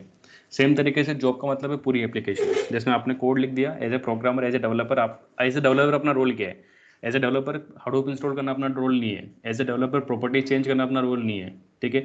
HDFS के कमांड पता होना जरूरी है, और उसका भी जो API अपन ने पढ़ा था वो पता होना जरूरी है एज ए डेवलपर। उसके अलावा अपने को जो पाइथन की लाइब्रेरी अपन यूज़ करी थी वो पता होना जरूरी है। इंस्टॉलेशन वगैरह काम कौन करेगा, एडमिन करेगा। और एज ए डेवलपर सबसे बड़ा रोल जो अपना रहेगा वो क्या रहेगा, क्योंकि आपको, आप डेटा साइंटिस्ट हो तो आपको डेटा को प्रोसेस करना पड़ेगा। तो अपन क्या लिखेंगे, अपन स्क्रिप्ट्स लिखेंगे, अपन जॉब लिखेंगे। तो ये सबसे इंपॉर्टेंट जॉब है अपनी। आपकी जॉब आपको इसलिए मिलेगी कि आपको जॉब लिखनी है हडूप के ऊपर एज ए डेवलपर। तो अपन मैप और रिड्यूस का कोड लिखेंगे। तो अपने को पता है कि यार मैप के कोड में अपन जब भी अपन कोई कोड लिखेंगे, प्रोग्राम बनाएंगे, तो अपन दो फंक्शन बनाएंगे, एक मैप फंक्शन, एक reduce function. Map function mapping का काम करेगा, रिड्यूस रिड्यूसिंग का काम करेगा। कैसे मैप रिड्यूस काम करता है वो भी समझ में आ जाएगा, पूरा आर्किटेक्चर अपन बनाएंगे तब। लेकिन इनिशियली जब आप सोचो कि मेरे को सबसे पहले तो मेरा मैप वाला लॉजिक कोड काम करेगा, ट्रांसफॉर्मेशन करना है मेरे को पहले, तो मैं अपने मैप कोड को रन करूँगा। और मैप कोड को कहाँ रन करूँगा, जहाँ जहाँ पे मेरा डेटा रखा हुआ है। तो यहाँ पे मेरे को अलग अलग ब्लॉक मिलेंगे, जैसे डेटा नोड 1 है, तो डेटा नोड 1 अपन यहाँ पे बनाया, इसको प्रोसेस करने के बाद इसका आउटपुट आएगा। डेटा नोड 2 पे सेम कोड रन करेंगे अपन, मैप का कोड एक ही रहेगा, उस मैप के कोड को डेटा नोड 1 पे भी रन करेंगे, डेटा नोड 2 पे भी रन करेंगे, डेटा नोड 3 पे भी रन करेंगे। जितने नोड्स हैं जिन पे डर रखा हुआ है, जितने भी नोड हैं आपके पास, हर नोड पे आपका सेम कोड रन करेगा उस डेटा के लिए, और हर नोड का अपना अपना आउटपुट आएगा, सबका अपना अपना आउटपुट आएगा। ये फर्स्ट नोड का आउटपुट है, सेकंड नोड का आउटपुट है, थर्ड नोड का आउटपुट है आफ्टर ट्रांसफॉर्मेशन। फिर यहाँ पे इनको कंबाइन भी करना पड़ेगा आपको। कंबाइन के लिए, क्योंकि इन सबका आउटपुट अलग अलग है, तो इनको कंबाइन करके इनको सफल करना पड़ेगा।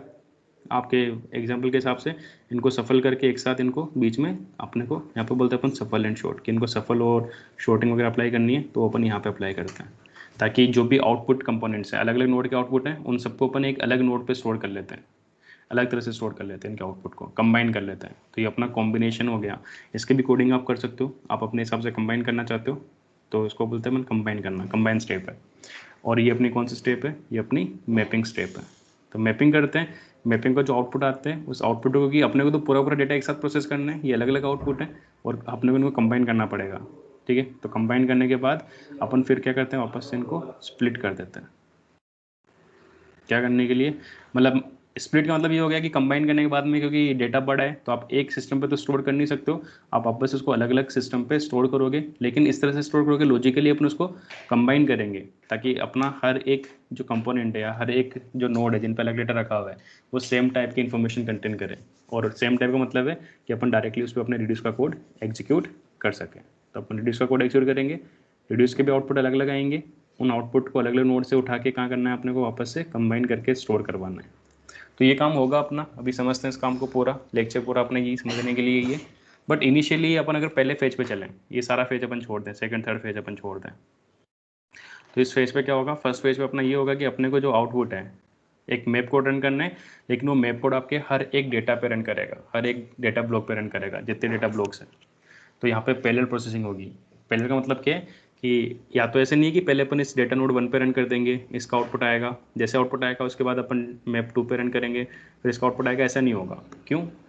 क्योंकि जो 3 नोड हैं उनके पास अपना अपना रिसोर्स है, तीनों एक साथ काम कर सकते हैं, तीनों को एक के बाद काम करने की जरूरत नहीं है। तो बैच प्रोसेसिंग के लिए अपन मैपरेड्यूस यूज़ करते हैं। तो बैच का मतलब होता है कि डेटा अपने पास पहले से रखा है, ठीक है, एक बहुत बड़ी फाइल अपने पास पहले से रखी हुई है, उस फाइल को अपने को प्रोसेस करना है, तो that is known as batch processing. तो अपन क्या करेंगे, मेन काम है अपना कि अपना जो मैप कोड होता है जो अपन को सबमिट करना है, उस मैप कोड को पहले अपने को कहाँ पे डिस्ट्रीब्यूट करना पड़ेगा, इस नोड पे अलग से कॉपी करेंगे मैप कोड, ठीक है। ये नोड अपना, इसके पास अपना अलग मैप कोड जाएगा, इसके पास अपना एक अलग मैप कोड जाएगा, और क्योंकि तीनों अलग अलग सिस्टम में एक दूसरे से कोई फ़र्क नहीं पड़ता उनको, ये अपना अलग से काम करेगा, ये अपना अलग से काम करेगा, ये अपना अलग से काम करेगा, और एक ही टाइम पे काम करेंगे। तो तीनों अपने क्या किया, अपने कोड को डिस्ट्रीब्यूट कर दिया, ठीक है। तो ये तो हो गया अपना डिस्ट्रीब्यूशन, कि आपका कोड क्या हो गया, 3 नोड पे डिस्ट्रीब्यूट हो गया और तीनों नोड पे प्रोसेसिंग हो रही है। ये इस डेटा को प्रोसेस कर रहा है, ये इस डेटा को प्रोसेस कर रहा है, ये इस डेटा को प्रोसेस कर रहा है, यहाँ से अपना आउटपुट जनरेट होगा, यहाँ से अपना आउटपुट जनरेट होगा, और यहाँ से अपना आउटपुट जनरेट होगा। तो जो अपन डिस्ट्रीब्यूटेड कंप्यूटिंग की बात करते हैं कि डिस्ट्रीब्यूटेड कंप्यूटिंग क्या होती है, तो you can see it here easily कि अपने क्या किया, अपने कोड को डिस्ट्रीब्यूट किया, अलग अलग नोड पे डिस्ट्रीब्यूट कर दिया, और वो कोड अलग अलग नोड पे एक साथ वर्क कर रहा है, तो that is called as distributed computing. ये कंप्यूट कर रहा है, वर्क कर रहा है मतलब कंप्यूटेशन कर रहा है, तो डिस्ट्रीब्यूट करके कंप्यूट कर रहे हैं, तो दिस इज डिस्ट्रीब्यूटेड कंप्यूटिंग, ठीक है। अब एक्चुअली ये सारे काम एक साथ हो रहे हैं कि अगर सेम टाइम पे ये भी जिस टाइम ये काम कर रहे हैं उसी टाइम ये भी काम कर रहे हैं, उसी टाइम ये भी काम कर रहे हैं, इंडिपेंडेंट है सारे एक दूसरे के, बट एक साथ काम कर रहे हैं, पैरेलली काम कर रहे हैं, तो इसको बोलते हैं अपन पैरेलल प्रोसेसिंग। पैरेलल प्रोसेसिंग कि अपना जो मैप प्रोड्यूस है वो फास्ट काम कैसे करता है, क्योंकि वो पैरेलल प्रोसेसिंग करता है। एक तो आप बचपन में पढ़ा ना कि एक खेत है बड़ा सारा, उसको 4 किसान जोतते हैं तो कितने दिन लगेंगे, फिर उसी खेत को अगर एक बड़ा सारा खेत उसे एक किसान 20 दिन में जोतता है, उसी खेत को 4 किसान कितने दिन में जोतेंगे, इस तरह के क्वेश्चन अपने सोल्व कर रहे हैं। तो that is example of parallel processing कि अकेला किसान है उसको पूरा खेत जोतना है, मतलब सेंट्रलाइज कंप्यूटिंग, ये अपना एक प्रोग्राम है, उसे पूरा डेटा प्रोसेस करना है, तो पूरा डेटा धीरे धीरे धीरे धीरे धीरे धीरे प्रोसेस करेगा, उसको काफ़ी टाइम लगेगा। अगर अपन ने इसी डेटा को 4 पार्ट में तोड़ दिया, जैसे हडूप करता है, हडूप स्टोरेज तोड़ के करता है, ब्लॉक में तोड़ के स्टोर करते हैं, तो जो सेम डेटा था उसको अपन ने कितने पार्ट में तोड़ दिया, 4 पार्ट में तोड़ दिया। तो अब क्या करेंगे, अपन 4 लोगों को काम लगा सकते हैं, यानी 4 मैप एप्लीकेशंस को अपन एक साथ रन कर सकते हैं, तो एक ही टाइम पे 1/4 टाइम में अपन सेम डेटा को क्या कर लेंगे, प्रोसेस कर लेंगे। और यही बात है कि हडूप में फास्ट प्रोसेसिंग करने के लिए पैरेलल प्रोसेसिंग सॉरी, जो अपना मैप प्रोड्यूस है वो पैरेलल प्रोसेसिंग करता है, कोड अपना पैरेलल प्रोसेस होता है, ठीक है। तो पैरेलली अपना कोड रन करेगा, तो उसकी वजह से कंप्यूटेशन थोड़ा सा क्या हो जाएगा, फास्ट हो जाएगा। और सबसे बड़ी बात क्या है कि कंप्यूटेशन में जो मैप प्रोड्यूस है वो, क्योंकि रैम में अपन डेटा राइट नहीं कर सकते, रैम छोटी सी होती है, तो जो डेटा रीड करते हैं वो अपन हार्ड डिस्क से रीड करते हैं, जो डेटा अपन राइट करते हैं वो भी कहाँ पे राइट करते हैं, हार्ड ड्राइव में राइट करते हैं, क्योंकि अपने को बड़ा डेटा स्टोर करना है। तो सबसे बड़ा डिसएडवांटेज जो है मैप प्रोड्यूस का वो क्या है कि मैप प्रोड्यूस जो इनपुट लेता है और जो आउटपुट देता है वो कहाँ पे देता है, ये HDFS से रीड करेगा, HDFS यानी अपनी हार्ड ड्राइव से रीड करेगा, हार्ड ड्राइव में राइट करेगा। तो जो IO ऑपरेशंस होते हैं वो सारे IO ऑपरेशंस काफ़ी स्लो होते हैं, स्लो IO ऑपरेशंस, क्योंकि फाइल हार्ड ड्राइव से रीड करना में काफ़ी टाइम लगता है, फिर उसे प्रोसेस करके आउटपुट को हार्ड ड्राइव में राइट करना है, उसमें टाइम लगता है। तो मैप प्रोड्यूस थोड़ा स्लो वर्क करता है, पैरेलली काम करता है तो फास्ट काम कर दिया उसने, कंप्यूटेशन फास्ट कर दिया, लेकिन डेटा रीड हार्ड ड्राइव से करेगा, राइट हार्ड ड्राइव में करेगा, तो जो डेटा रीड राइट का ऑपरेशन है, रीड राइट ऑपरेशन जो है, रीड राइट ओवरहेड्स जो है, रीड राइट ओवरहेड बहुत ज़्यादा होते हैं हडूप के अंदर, और इसीलिए आपकी हार्ड ड्राइव बहुत जल्दी ख़राब हो जाती है, क्योंकि रीड राइट आप बहुत ज़्यादा फास्ट करोगे तो अपनी जो हार्ड ड्राइव्स होती है उनकी लाइफ होती है वो रीड राइट टाइम के ऊपर डिपेंड करती है। तो दैट्स वाई तो वहाँ पे अपने को इशू हो सकता है। तो ये थोड़ा स्लो होता है क्योंकि जो डेटा होता है वो आपका कहाँ पे मेमोरी में प्रोसेस नहीं होता है, रैम में प्रोसेस नहीं होता है, प्रोसेस होने के बाद हार्ड ड्राइव में राइट होता है, और रीड भी कहाँ से करता है, हार्ड ड्राइव से रीड करता है। तो जैसे यहाँ पे अपन डेटा रीड किया यहाँ पे, तो हार्ड ड्राइव से रीड किया, राइट पे हार्ड ड्राइव में किया। अब ये तो हो गया कि डिस्ट्रीब्यूट किया और पैरेलल प्रोसेसिंग करी। अब कितने कितने ब्लॉक्स हैं, कितने पैरेलल कहाँ कहाँ पे कॉपी करने हैं, कितने पैरेलल नोड चलाने, इसके लिए मैप प्रोड्यूस में क्या होता है कि मैप प्रोड्यूस के लिए एक फ्रेमवर्क, एक एप्लीकेशन डिजाइन करी गई। क्योंकि अगर आप ये सोचने लग जाओ, पूरा कोड तो आप लिख ही नहीं सकते हो, है ना। अगर अपन हडूप में पूरा कोड लिखने की ट्राई करें कि स्क्रैच से कोड लिखें अपन, कि मेरे को तो स्क्रैच से कोड लिखना है हडूप में, तो फिर आपको बहुत ज़्यादा मेहनत करनी पड़ेगी। क्यों? क्योंकि पहले तो आप भाई साहब नेम नोड के पास जाओगे, आप कोड में क्या लिखोगे? अगर आपको मैप का कोड भी रन करना है तो पहले आपको पता नहीं है, आपने बोला कि यार मेरे को तो फलाना डेटा प्रोसेस करना है, आपको नहीं पता उस डेटा में कितने ब्लॉक्स हैं, आपको नहीं पता वो ब्लॉक कौन कौन से नोड पे रखे हुए हैं, नोड एड्रेस आपको नहीं मालूम है। तो आप क्या करोगे? पहले तो आप अपने कोड में ये लिखोगे कि मेरे को नेम नोड से बात करनी है, नेम नोड कहाँ पे चल रहे हैं, उसका आईपी एड्रेस चाहिए, उससे बात करनी है। उसमें मैं क्वेरी करूँगा कि भाई मेरे को बताओ कौन कौन से नोड पे ये डेटा रखा हुआ है। जो नेम नोड है वो अपने को आंसर करेगा कि भाई ये डेटा नोड्स हैं, data node 1, data node 2, data node 3, और इन पे ये ब्लॉक हैं जहाँ पे आपका डेटा रखा हुआ है। फिर आप कोड लिखोगे, अच्छा ठीक है, तो फिर आप अपनी एप्लीकेशन के अंदर कोड लिखोगे, क्या चलो ठीक है, इस मैप का पहले मैं क्या करूँगा, अपने मैप के कोड को तीनों के तीनों नोड पे कॉपी करूँगा, और फिर मैं अपना कोड रन करूँगा और आउटपुट को राइट करूँगा, उन नोड्स के ऊपर अपने आउटपुट को राइट करके वापस से अपने रिड्यूस वाले कोड को इनपुट दे दूंगा। अब सोचने में इतना कॉम्प्लिकेटेड हो रहा है कि अपन कैसे लिखेंगे, तो इसके लिए ही क्या बनाया गया है, फ्रेमवर्क बनाया गया कि डेवलपर को इतना नहीं सोचना पड़ेगा। डेवलपर इतना सोचने लग गया तो पता चला उसको एक कोड लिखने में 1 महीना लग गया, एक छोटी सी स्क्रिप्ट लिखने में 1 महीना लग गया। तो उन्होंने क्या डिज़ाइन किया, मैप्रोड्यूस फ्रेमवर्क डिज़ाइन किया। फ्रेमवर्क का मतलब है, देखो फ्रेमवर्क्स बहुत ईजी होते हैं। आप बोल सकते हो कि पाइथन भी एक फ्रेमवर्क लैंग्वेज है। फ्रेमवर्क लैंग्वेज क्यों है? क्योंकि पाइथन में आपको कुछ भी स्क्रैच से नहीं करना पड़ता है, सारे फंक्शन सारी लाइब्रेरी पहले से अवेलेबल है। डेटा प्रोसेस करना है, पांडास यूज़ कर लो, डेटा विजुलाइज करना है, मैटप्लोट्लिब यूज़ कर लो, आपको वेबसाइट बनानी है, फ्लास्क मॉडल यूज़ करो, कुछ भी स्क्रैच से नहीं लिखना, सब कुछ अपने पास अवेलेबल होता है, बस कंबाइन करना है, लिखना है अपने को। तो ऐसे ही फ्रेमवर्क में क्या होता है कि फ्रेमवर्क में आपको सिर्फ लॉजिक लिखना है। अगर एज ए डेवलपर आपको ये नहीं सोचना है कि नेम नोड से कैसे बात करनी है, कैसे मेरे को डेटा को कॉपी करना है अलग अलग नोड पे, कैसे पैरेलल प्रोसेसिंग करनी है, कुछ नहीं सोचना आपको। एज ए डेवलपर आप सिर्फ अपना ध्यान किस लिए दोगे कि ट्रांसफॉर्मेशन कैसे करना है डेटा का, एग्रीगेशन कैसे करना है। बस आपको ये ध्यान रखना है कि मेरे को मैप कोड अलग लिखना पड़ेगा, रिड्यूस कोड अलग लिखना पड़ेगा, 2 कोड लिख के मेरे को एक जॉब बनानी पड़ेगी जिसे अपन बोलेंगे map reduce job. That's it, इतना पता होना चाहिए आपको। बाकी तो फ्रेमवर्क आपको दिया हुआ है बना के जावा के अंदर। तो जो अपना मैप रिड्यूस फ्रेमवर्क है, इसके अपन यहाँ पे बात करते हैं, ठीक है। तो कैसे रन करेगा मैप रिड्यूस अपना? जो मैप्रोड्यूस फ्रेमवर्क है उसके 2 कंपोनेंट होते हैं, अपन ने पहले भी बात करी थी कि मैप्रोड्यूस फ्रेमवर्क में 2 कंपोनेंट होंगे अपने। पहला कंपोनेंट है अपने पास जॉब ट्रैकर, और दूसरा कंपोनेंट आएगा अपने पास टास्क ट्रैकर। यानी दो इसके खुद के दो क्या होते हैं, 2 प्रोग्राम्स होते हैं, एक जॉब ट्रैकर प्रोग्राम होता है और एक टास्क ट्रैकर प्रोग्राम होता है मैप्रोड्यूस फ्रेमवर्क के। तो अपन यहाँ पे फ्रेमवर्क की बात कर रहे हैं, जॉब की बात नहीं कर रहे हैं ना। फ्रेमवर्क में जॉब ट्रैकर और टास्क ट्रैकर है। जॉब ट्रैकर को अपन एप्लीकेशन मास्टर भी बोलते हैं, ऐप मास्टर भी बोलते हैं, ठीक है। और अपना जो टास्क ट्रैकर होता है उसे अपन क्या बोलते हैं कि ये अपना एप्लीकेशन वर्कर है, या इसको अपन वर्कर भी बोलते हैं कि अपना वर्कर कोड है जो काम करेगा, वर्कर नोड्स पे काम करेगा। तो वर्कर और ऐप मास्टर अपन बोलते हैं। मास्टर जॉब ट्रैकर है, तो जैसे नेम नोड मास्टर है और डेटा नोड्स क्या है, स्लेव्स है। अगर अपन HDFS की बात करें तो सब कुछ नेम नोड मेंटेन करता है कि कौन सी कितने डेटा नोड्स हैं, किस नोड पे कौन कौन सी फाइल की क्या क्या इन्फॉर्मेशन रखी हुई है, ये सब नेम नोड को पता है। इन अ सेम वे जो नेम नोड वाला नोड होता है अपना, उसी नेम नोड वाले नोड पे क्या चलता है अपना मैप्रोड्यूस के 2 फ्रेमवर्क है। यानी जब आप मैप्रोड्यूस बोलते हो तो आप बेसिकली बात करते हो मैप और रिड्यूस की। तो ये मैप पार्ट हो गया अपना, ठीक है। तो मैप पार्ट में मैप्रोड्यूस का क्या बोल रहा हूँ, पागल हो गया। मैप्रोड्यूस फ्रेमवर्क की बात करें तो 2 अपने पास कंपोनेंट होते हैं। पहला कंपोनेंट होता है अपना जॉब ट्रैकर, जो कि मास्टर ट्रैकर है अपना। तो जॉब ट्रैकर चलेगा आपके नेम नोड के ऊपर। वैसे नेम नोड पे चले जरूरी नहीं है, अलग से नोड पे चलेगा, बट ये मास्टर एप्लीकेशन अपने मास्टर है, मास्टर नोड पे चलता है, या मास्टर बोल सकते हो आप कि ये मास्टर एप्लीकेशन है।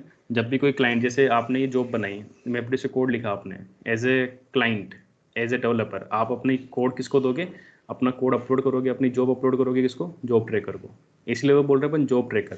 जो आपकी जॉब को ट्रैक करेगा, जो भी आपने मैप रिड्यूस जॉब लिखी है, तो इसे अपन जॉब ट्रैकर बोलते हैं। तो अपना जो मैप रिड्यूस का कोड है, जो मैप स्क्रिप्ट है, जो रिड्यूस स्क्रिप्ट है, वो कहाँ से इनपुट लेना है, कहाँ पे आउटपुट राइट करना है, ये 4 इन्फॉर्मेशन अपन किसको देते हैं, अपने जॉब ट्रैकर को देते हैं। तो मैप रिड्यूस तो पूरी जॉब होगी अपनी, मैप रिड्यूस का जो कोड होगा उसे अपन जॉब बोलेंगे। और इनपुट आउटपुट तो पता होना ही चाहिए ना, कि कौन सी फाइल रीड करनी है और कहाँ पे डेटा राइट करना है, कौन से फोल्डर से डेटा रीड करना है और कौन से फोल्डर में डेटा राइट करना है। तो इनपुट कहाँ से लेना है, आउटपुट कहाँ पे जनरेट करना है, ये चीज़ें आपको पता होना चाहिए। एज ए डेवलपर आप मैप का कोड लिखोगे अलग से, रिड्यूस का कोड अलग लिखोगे, और फिर आप सोचोगे ठीक है मेरे को इस फोल्डर से डेटा रीड करना है, इस फोल्डर में राइट करना है। और अपन फोल्डर की बात क्यों कर रहे हैं, क्योंकि नेम नोड में तो अपन फाइल अपलोड करते हैं। देखो name node data block storage करता है, नेम नोड आपके डेटा को ब्लॉक में कन्वर्ट करता है, आपका डेटा अलग अलग नोड में जाकर स्टोर होता है। पर जब आप बात करते हो ना, अपन फाइल अपलोड करते हैं, डाउनलोड करते हैं, अपन तो नेम नोड से बात करते हैं। और नेम नोड के पास अपना क्या है, खुद का एक फाइल सिस्टम है। वहाँ पर तो अपनी फाइल कैसे दिखेगी, जैसे अपन एनाकोंडा फाइल ली थी, तो वो तो बोला कि यार एनाकोंडा फाइल है, एनाकोंडा ORG फाइल है, ये आपकी 512 GB की, 512 MB की फाइल है, और इसका जो भी इन्फॉर्मेशन वो अपने साथ रखी हुई है। तो अपन तो सिंगल ही कंसिडर करेंगे ना इसको नेम नोड पे, तो क्या यार अपने पास फाइल रखी हुई पूरी पूरी। नेम नोड को पता है कि यार इस फाइल में 5 ब्लॉक बने हुए हैं, वो 5 ब्लॉक कहाँ कहाँ पे स्टोर है, वो नेम नोड की हेडेक है। बट अपने को तो इतना ही पता है। तो एज ए डेवलपर अपने को इतना पता होना चाहिए कि मैप रिड्यूस में मैप कोड कौन सा है, रिड्यूस कोड कौन सा है, इनपुट कहाँ से रीड करना है, आउटपुट कहाँ पे राइट करना है। बाकी सारा काम कौन संभालेगा, अपना जॉब ट्रैकर संभालेगा। इसीलिए जॉब ट्रैकर कोड पहले से जावा में लिखा हुआ है मैप रिड्यूस फ्रेमवर्क के अंदर। अब जॉब ट्रैकर कैसे काम करते हैं, जॉब ट्रैकर का काम होता है आपने जो भी जॉब दी है या आपने जो भी एप्लीकेशन इसको रन करने के लिए दी है, उस एप्लीकेशन को ट्रैक करना। तो सबसे पहले जॉब ट्रैकर क्या करते हैं, एक कंटेनर लॉन्च करते हैं, एक CLC रिक्वेस्ट करते हैं। अभी हम पढ़ेंगे यान से। देखो हर नोड को मैनेज करने का जिम्मा होता है यान का। हाँ, पर मैं आज मैपरिड्यूस की बात कर रहा हूँ, यान की बात अपन नेक्स्ट चैप्टर में, नेक्स्ट उसमें बात करेंगे, नेक्स्ट लेक्चर में बात करेंगे। तो मैं भी यान को बीच में नहीं लेके आ रहा, बट CLC आप समझ सकते हो, CLC में होता है कंटेनर लॉन्च कॉन्टेक्स्ट, ये भी हम बाद में बात कर लेंगे। तो कोड रन करने के लिए क्या होता है कि सबसे पहले ये जो जॉब ट्रैकर है, अभी सिंपल वर्ड्स में समझते हैं अपन, ये जॉब ट्रैकर क्या करेगा, अपना एक स्पेस ले लेगा, अपना एक स्पेस ले लेगा और यहाँ पे आपका डेटा स्टोर कर लेगा। यार मेरे को ये मैप कोड रन करना है, मेरे को रिड्यूस कोड रन करना है, मेरे को कहाँ से इनपुट लेना है, कहाँ पे आउटपुट राइट करना है। इसने पूरी जॉब आपकी लॉन्च कर दी। अब ये सोचेगा यार अब जॉब रन करनी है आपको, तो सबसे पहले तो इसको ये चाहिए कि इनपुट जो फाइल है वो कहाँ कहाँ पे रखी हुई है, कौन कौन से नोड पे रखी हुई है। तो ये जो जॉब ट्रैकर है ये किससे बात करेगा, आपके नेम नोड से बात करेगा।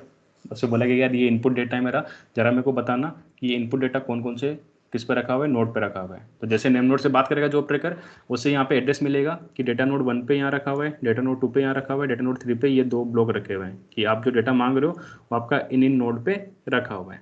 ये इन्फॉर्मेशन अपन ने यहाँ से मिल गई। अब जैसे इन्फॉर्मेशन मिलेगी जॉब ट्रैकर को, इसे काम करवाना है। तो जॉब ट्रैकर सिर्फ मॉनिटर है, ये मैनेजर है। ये बोलेगा ठीक है यार मेरे को ये एप्लीकेशन रन करनी है, मैं नेम नोड से बात करूंगा, बोलूंगा इनपुट कहाँ से रीड करना है, वहाँ से मेरे को डेटा नोड का एड्रेस मिल गया कि इस डेटा नोड पे आपकी फाइल्स रखी हुई है, वहाँ पे प्रोसेस करना है। अभी बोलेगा ठीक है, अब मैं तो काम करूंगा नहीं, काम किससे करवाऊंगा, काम करवाऊंगा टास्क ट्रैकर से। और ये टास्क ट्रैकर मल्टीपल होते हैं। तो ये कहाँ पे रन करेंगे task trackers, in memory computation, जहाँ पे डेटा रखा हुआ है वहाँ पे रन करेंगे। तो ये क्या करेगा, ये अलग से अपने इन एप्लीकेशन को लॉन्च करेगा। कौन सी एप्लीकेशन को, टास्क ट्रैकर एप्लीकेशन को या वर्कर एप्लीकेशन को लॉन्च करेगा। ठीक है,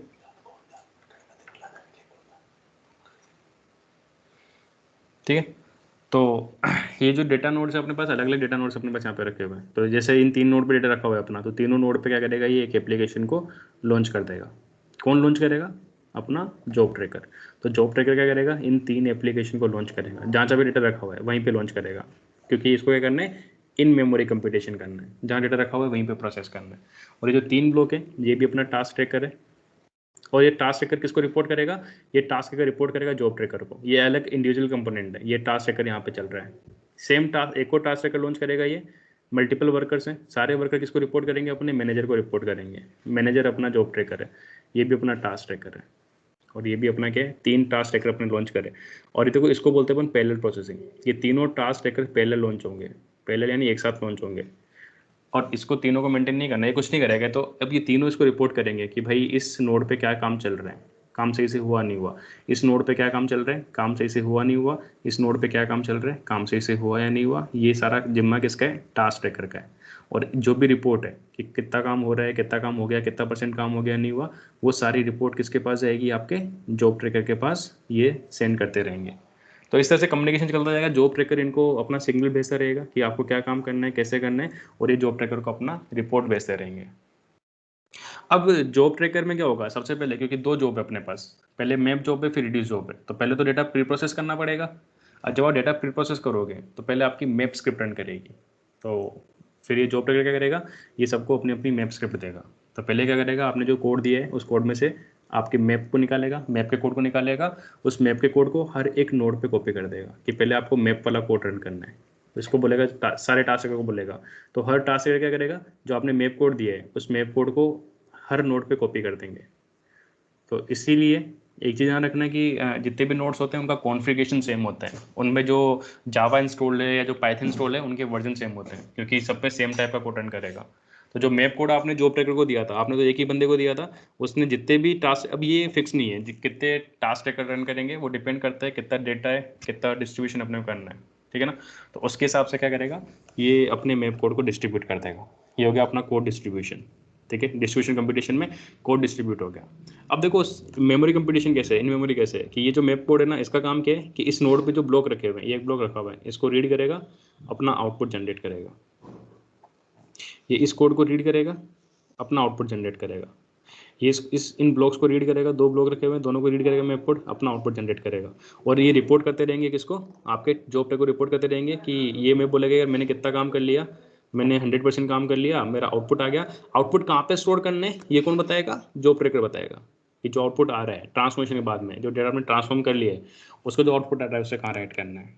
और बेसिकली ये राइट करने के लिए अपन क्या करते हैं, अलग नोड पर राइट करते हैं। इसीलिए थोड़ा सा मैप भी स्लो वर्क करता है, क्योंकि ये हार्ड ड्राइव से डेटा रीड कर रहे हैं। अब जो मैप का आउटपुट है इसको भी कहाँ राइट करेगा, ये किसी और नोड पे राइट करेगा। हो सकता है सेम नोड पे करे, हो सकता है अलग अलग नोड पे करे, वो डेटा की साइज में डिपेंड करता है। फॉर सिंपल कॉम्प्लेक्सिटी अपन मान लेते हैं कि एक अलग नोड है अपने पास, डेटा नोड 4 है, जो अभी फ्री बैठा हुआ है।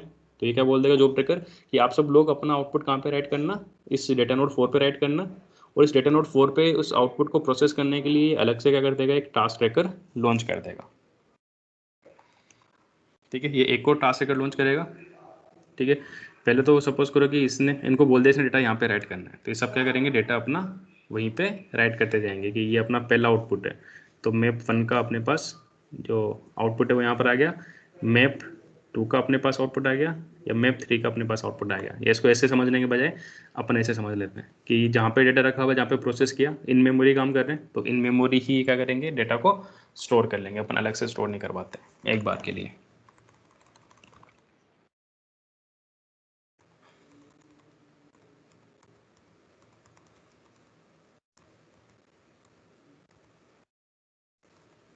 ठीक है। तो ये क्या करेगा, इसको प्रोसेस करेगा, ये इसको प्रोसेस करेगा, ये इन दोनों ब्लॉक को प्रोसेस करेगा। अब इनको आउटपुट जनरेट करना है, तो आउटपुट के लिए अपन अलग कलर ले लिया। ये इसका जो आउटपुट है, ये मैप अपना यहीं पे आउटपुट राइट कर देगा, ये अपना आउटपुट है, दिस इज़ योर आउटपुट, ठीक है। ये मैप भी क्या करेगा, अपना आउटपुट यहाँ पे राइट कर देगा। पैरेलली काम कर रहे हैं, एक साथ काम कर रहे हैं, तो ये सब अपना अपना आउटपुट जनरेट करेंगे और अपने अपने नोड पे आउटपुट को राइट कर देंगे। ये दो ब्लॉक को प्रोसेस करेगा, इसका आउटपुट बड़ा हो जाएगा थोड़ा सा, और ये आउटपुट अपना यहाँ पे राइट कर देगा। अब देखो मैप का काम खत्म हो गया, टास्क ट्रैकर्स जो लॉन्च हुए थे उनका काम कंप्लीट हो गया, तो टास्क ट्रैकर्स फ्री हो जाएंगे, अपना मैप कोड यहाँ से फ्री हो गया। तो ये टास्क ट्रैकर यहाँ से अपना रिसोर्स फ्री कर देगा, जो भी काम कर रहा था उसे फ्री कर देगा। आपका इनपुट डेटा प्रोसेस हो चुका है, आपका आउटपुट डेटा जनरेट हो चुका है, आपका इनपुट डेटा प्रोसेस हो चुका है, आपका आउटपुट डेटा जनरेट हो चुका है, यानी काम खत्म हो गया। जो काम इनको करना था वो काम इन्होंने कर दिया, आपके डेटा को मैप से क्या कर दिया, आपके डेटा को मैप कोड रन करके उसको ट्रांसफॉर्म कर दिया। तो ट्रांसफॉर्म करने के बाद में आपको जो टास्क ट्रैकर्स है उनका वो सारे अपने आप फ्री हो जाएंगे। अब उसके बाद फिर क्या करेंगे अपन, क्योंकि ये आउटपुट तो सिर्फ किसका आउटपुट है, ट्रांसफॉर्मेशन का आउटपुट है, इसको एग्रीगेट भी करना है। पर एग्रीगेट करने से पहले एक प्रॉब्लम हो रहा है कि ये जो आउटपुट है सारे सेपरेट सेपरेट रखे हुए हैं, क्योंकि डिस्ट्रीब्यूटेड है, तो इनको पहले कंबाइन करना पड़ेगा। क्या करना पड़ेगा, इन सारे आउटपुट्स को अपने को कंबाइन करना पड़ेगा। कंबाइन करने के लिए मैं प्रोड्यूस के अंदर बाय डिफॉल्ट एक कोड रखा होता है जिसे हम बोलते हैं कंबाइनर कोड। आप इसे चेंज भी कर सकते हो, ठीक है। तो कंबाइनर का कोड ऑलरेडी इनके पास रखा होता है। तो मैप कोड रन करने के बाद में जो जॉब ट्रैकर है वो बोलेगा ठीक है मैप का सबका आउटपुट आ गया। अब सबने इसको रिपोर्ट किया था, तो इसको पता है कि जो पहला आउटपुट है वो यहाँ पे रखा हुआ है, जो दूसरा आउटपुट है वो यहाँ पे रखा हुआ है, तीसरा आउटपुट यहाँ पे रखा हुआ है। तो इसकी इन्फॉर्मेशन कहाँ पर है, जॉब ट्रैकर के पास है। अब जॉब ट्रैकर क्या करेगा, एक और कोड रन करेगा, जैसे अपन बोलेंगे वापस से एक नया ये क्या करेगा, वापस से एक नया जॉब ट्रैकर लॉन्च करेगा। जॉब ट्रैकर वापस से एक टास्क ट्रैकर लॉन्च करेगा। मानो इसने पहले नोड पे रन कर दिया, कि इसने एक वापस से क्या किया, एक टास्क ट्रैकर लॉन्च कर दिया, कि मेरे को अब नेक्स्ट टास्क को कंप्लीट करना है, मेरा मैप टास्क कंप्लीट हो गया, अब मेरे को कंबाइन टास्क कंप्लीट करना है। कंबाइन टास्क में क्या होगा कि ये टास्क अगर अब क्योंकि इसको कंबाइन करना है तो ये क्या करेगा, ये इससे डेटा रीड करेगा, या इसको अपन अलग नोड पर रन कर देते हैं क्योंकि डायग्राम में तो आपको इजी समझ में आ जाएगा। तो यहाँ पे मेरे पास एक और डेटा नोड रखा हुआ था, डेटा नोड 4 रखा हुआ था, मेरे पास एक और डेटा नोड 4 रखा हुआ है, और उससे मेरा ये नेम नोड कनेक्टेड है या मेरा जॉब ट्रैकर कनेक्टेड है। तो जॉब ट्रैकर फिर क्या करेगा, स्मार्टली रन करेगा, बोलेगा ठीक है अब मेरे को आउटपुट को कंबाइन करना है, तो क्या करेगा एक लॉन्च कर देगा अपना। वैसे ही अलग अलग नोड पे भी लॉन्च हो सकते हैं, मल्टीपल भी लॉन्च हो सकते हैं, क्योंकि जितना डेटा है उसके हिसाब से लॉन्च होंगे। तो ये वैसे ऑटोमेटिक होता रहता है, जैसे आउटपुट आता रहता है ना, वैसे ये काम ऑटोमेटिक होता रहता है। कंबाइनर काम करेगा अपना, तो यहाँ पे वापस से क्या लॉन्च होगा, एक टास्क ट्रैकर लॉन्च होगा जो एक नया टास्क कंप्लीट करेगा। तो यहाँ पे टास्क ट्रैकर लॉन्च हुआ, और इसका काम है कंबाइनर स्क्रिप्ट को रन करना। अब एक कंबाइनर स्क्रिप्ट क्या करेगी कि पहले आउटपुट को लेगी, इसके आउटपुट को रीड करेगी, इसके आउटपुट को रीड करेगी, और सारे के सारे आउटपुट को रीड करके इनको कंबाइन करेगी। जैसे 2 ग्रुप है तो बोलेगी कि मेल ग्रुप का डेटा एक साथ आना चाहिए, फीमेल ग्रुप का डेटा एक साथ आना चाहिए, तो ये कॉम्बिनेशन कंबाइन हो गया। अब इसमें भी मेल का डेटा रखा होगा, फीमेल का रखा होगा, इसमें भी मेल का रखा हुआ है, फीमेल का रखा हुआ है, इसमें भी मेल का रखा हुआ है, फीमेल का रखा हुआ है। ग्रुप तो तीनों में बनेंगे अलग अलग छोटे छोटे ग्रुप, क्योंकि तीनों के पास मेल फीमेल डेटा रखा हुआ है। लेकिन मेरे को मेल का पूरा एक साथ डेटा कंबाइन करके एक साथ रखना है। मेल मेरी की है, उस की के हिसाब से मेरे को पूरा डेटा कंबाइन करना है, फीमेल की है उसका पूरा डेटा कंबाइन करना है, ये मेरे को डेटा बनाना है। और ये काम कौन करेगा, अपना कंबाइनर करेगा। और कंबाइनर की जरूरत पड़ी कि 2 ग्रुप हैं मेल और फीमेल, तो वो 2 अलग नोड ले सकते हैं, कि मेरे पास डेटा नोड 5 है और डेटा नोड 6 है। क्योंकि हडूप में ये तो है कि बहुत सारे नोड्स होते हैं तो आराम से काम हो जाते हैं। डेटा नोड 6 है। अब ये क्या सोचेगा, अभी कंबाइनर पहले इसको रीड करेगा, फर्स्ट वाले से इनपुट रीड करेगा मेल फीमेल का। मल्टीपल कंबाइनर भी चलेंगे, हो सकता है कि एक कंबाइनर नहीं चल रहा हो, 3 कंबाइनर चल रहे हो आपके, है ना। तो हो सकता है 3 कंबाइनर आपने लॉन्च कर दी हो। सेम तरीके से यहाँ पे लॉन्च नहीं करके पहले मैं डायग्राम बना रहा था कि यहाँ पे कंबाइनर लॉन्च हो गया, यहाँ पे कंबाइनर लॉन्च हो गया, यहाँ पे कंबाइनर लॉन्च हो गया, यहाँ पे वापस से 3 टास्क ट्रैकर्स आपके लॉन्च हो गए। अब टास्क ट्रैकर कैसे काम करेंगे, की के बेस पे काम करता है कंबाइनर। तो उसमें की देखेगा कि मेल की है, इसको पता है कि अपन ने यहाँ पे जो अपना जॉब ट्रैकर है, इससे फास्ट काम हो जाएगा, पैरेलल प्रोसेसिंग समझ में आएगी। क्योंकि अगर एक बार बार हर नोड से अगर रीड करेगा तो आप बोलोगे सर आप तो फिर यही बात होगी कि आप डेटा को सेंट्रलाइज करने की ट्राई कर रहे हो। तो सेंट्रलाइज करने की ट्राई नहीं कर रहे अपन, डिस्ट्रीब्यूटेड काम होगा अपना। अपन क्या करेंगे, यहाँ पर वापस से टास्क ट्रैकर लॉन्च होगा नया, ये टास्क ट्रैकर कंबाइनर है, ये भी कंबाइनर है, ये भी कंबाइनर है। तो कंबाइनर्स क्या करेंगे, कंबाइनर इस आउटपुट को रीड करेंगे की के हिसाब से। अब इसमें 2 की मिली इसको यूनिक, ये बोलेगा यार मेल की का सारा डेटा यहाँ पे डेटा नोट 5 पर ऐड करूँगा, फीमेल की का सारा डेटा कहाँ पर ऐड करेंगे, डेटा नोट 6 पर ऐड करेंगे। तो जो मेल का डेटा आएगा वो अपना डेटा नोट 5 पर जाएगा, जो फीमेल का आएगा डेटा नोट 6 पर जाएगा। ये सारे एक साथ काम करेंगे। तो एक साथ क्या करेगा, इसका जो आउटपुट है इसमें मेल का आउटपुट तो कहाँ पर ऐड कर देगा, डेटा नोट 5 पे, फीमेल का कहाँ ऐड कर देगा, डेटा नोट 6 पे। ये जो कंबाइनर है ये मेल का कहाँ ऐड करेगा अपना डेटा नोट 5 पे, फीमेल का कहाँ ऐड करेगा डेटा नोट 6 पे, ये डेटा नोट 5 पे, डेटा नोट 6 पे। इस तरह से काम चलेगा। तो इसको बोलते हैं अपन, देखो सफल हो रहा है ना डेटा, कि यहाँ पे जा रहा है यहाँ पे जा रहा है, सफल शॉर्ट बोलते हैं इसको। तो जो कंबाइनर है इस ऑपरेशन को बोलते हैं सफल एंड शॉर्ट, कि आपका डेटा मैप के आउटपुट के बाद में आउटपुट सफल होता है, अपने अपने हिसाब से अपने अपने की के हिसाब से अलग अलग जगह पे डेटा स्टोर होता है, और शॉर्टिंग भी अपन परफॉर्म कर देते हैं अगर आपको शॉर्टेड आउटपुट चाहिए होता है, तो इसको अपन सफल शॉर्ट का काम बोलते हैं। तो जैसे मैप का इसका कोड अपने को नहीं लिखना है, आप चाहो तो लिख सकते हो, आप चाहो तो चेंज कर सकते हो, आप कंबाइनर का कोड चेंज कर सकते हो, पर इनिशियली आपको सिर्फ मैप प्रोड्यूसर कोड लिखना होता है, ये ऑटोमेटिक हो जाता है।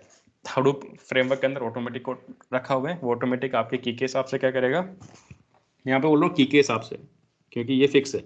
जब भी मैप का आउटपुट आएगा तो मैप का आउटपुट का फॉर्मेट फिक्स होता है, कि आपका जो आउटपुट होगा मैप का वो क्या होगा, एक की और वैल्यू, इस पेयर में आपका आउटपुट होता है। कि आप आउटपुट जनरेट करोगे तो आपको आउटपुट इसी तरह से आपको प्रोग्राम और आपको इसी तरह से कोड लिखना है कि जो मैप का आउटपुट है उस आउटपुट में जो भी आउटपुट आपको जो भी वैल्यू है उसके साथ एक की एसोसिएट होनी चाहिए। ठीक है, तो इसी हिसाब से इस की के बेसिस पे क्या करेगा, वो फिर डेटा को सफल एंड शॉर्ट करेगा। जैसे मैंने बोला कि मेल की का सारा डेटा यहाँ पे आ जाएगा, ये सारा डेटा मेल ग्रुप का डेटा है अपने पास, क्योंकि की मेल थी, यहाँ पे की अपने मेल सेलेक्ट करिए मैप कोड के अंदर, और जो फीमेल है उनका सारा डेटा अलग आ जाएगा, ये फीमेल ग्रुप का डेटा आ जाएगा अपने पास। ये कौन सी की थी अपने पास, फीमेल की थी। तो 2 का टास्क कंप्लीट हुआ, मैप टास्क कंप्लीट हुआ, मैप के बाद में शफल शॉर्ट हुआ, शफल शॉर्ट होने के बाद अपने आउटपुट अपनी की के हिसाब से अपने आउटपुट अलग अलग नोड पे स्टोर हो गए।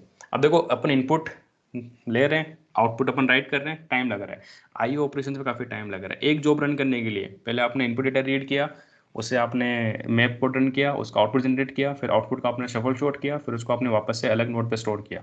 तो कितना इनपुट आउटपुट बन कर चुके हैं अभी तक, और अभी तक अपनी कोड रन नहीं हुआ है पूरा, अपनी एप्लीकेशन कंप्लीट नहीं हुई है। क्योंकि ये काम होने के बाद ये नोड तो फ्री हो जाएंगे अपना, ठीक है, इस आउटपुट की जरूरत नहीं पड़ेगी, ये आउटपुट भी फ्री हो जाएंगे, क्योंकि ये तो अपने कोड के लिए थे।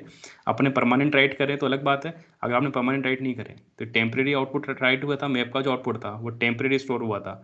और जैसे ही आपका मैप काम खत्म हो गया, आपका सफल शॉट खत्म हो गया, आपका मैप कोड भी हो जाएगा, मैप कोड फिनिश हो जाएगा, सफल शॉट खत्म हो चुके हैं, आपका ग्रुप राइट हो चुके हैं, ये आपके टास्क ट्रैकर्स भी हो जाएंगे, खत्म हो जाएंगे। जो टास्क ट्रैकर्स आपने रन किए थे वो सारे टास्क ट्रैकर्स आपके यहाँ पे फिनिश हो जाएंगे। और फिनिश होने के बाद में ये जो टास्क ट्रैकर यहाँ पे कंप्लीट हो गया तो ये इनको फ्री कर देगा कि ठीक है, मेरे को काम नहीं करना, नेक्स्ट काम करना है। अब लास्ट काम बच गया, ये पूरी की पूरी एप्लीकेशन को मॉनिटर कर रहा है। इसने बोला कि एप्लीकेशन बची हुई है अभी, अभी मेरे को क्या करना है, एग्रीगेट करना है, एग्रीगेशन पार्ट बचा हुआ है। लेकिन एग्रीगेशन के लिए दो नोड है जिन पे क्या रखा हुआ है, अब डेटा इन दो नोड्स पे रखा हुआ है अपने पास।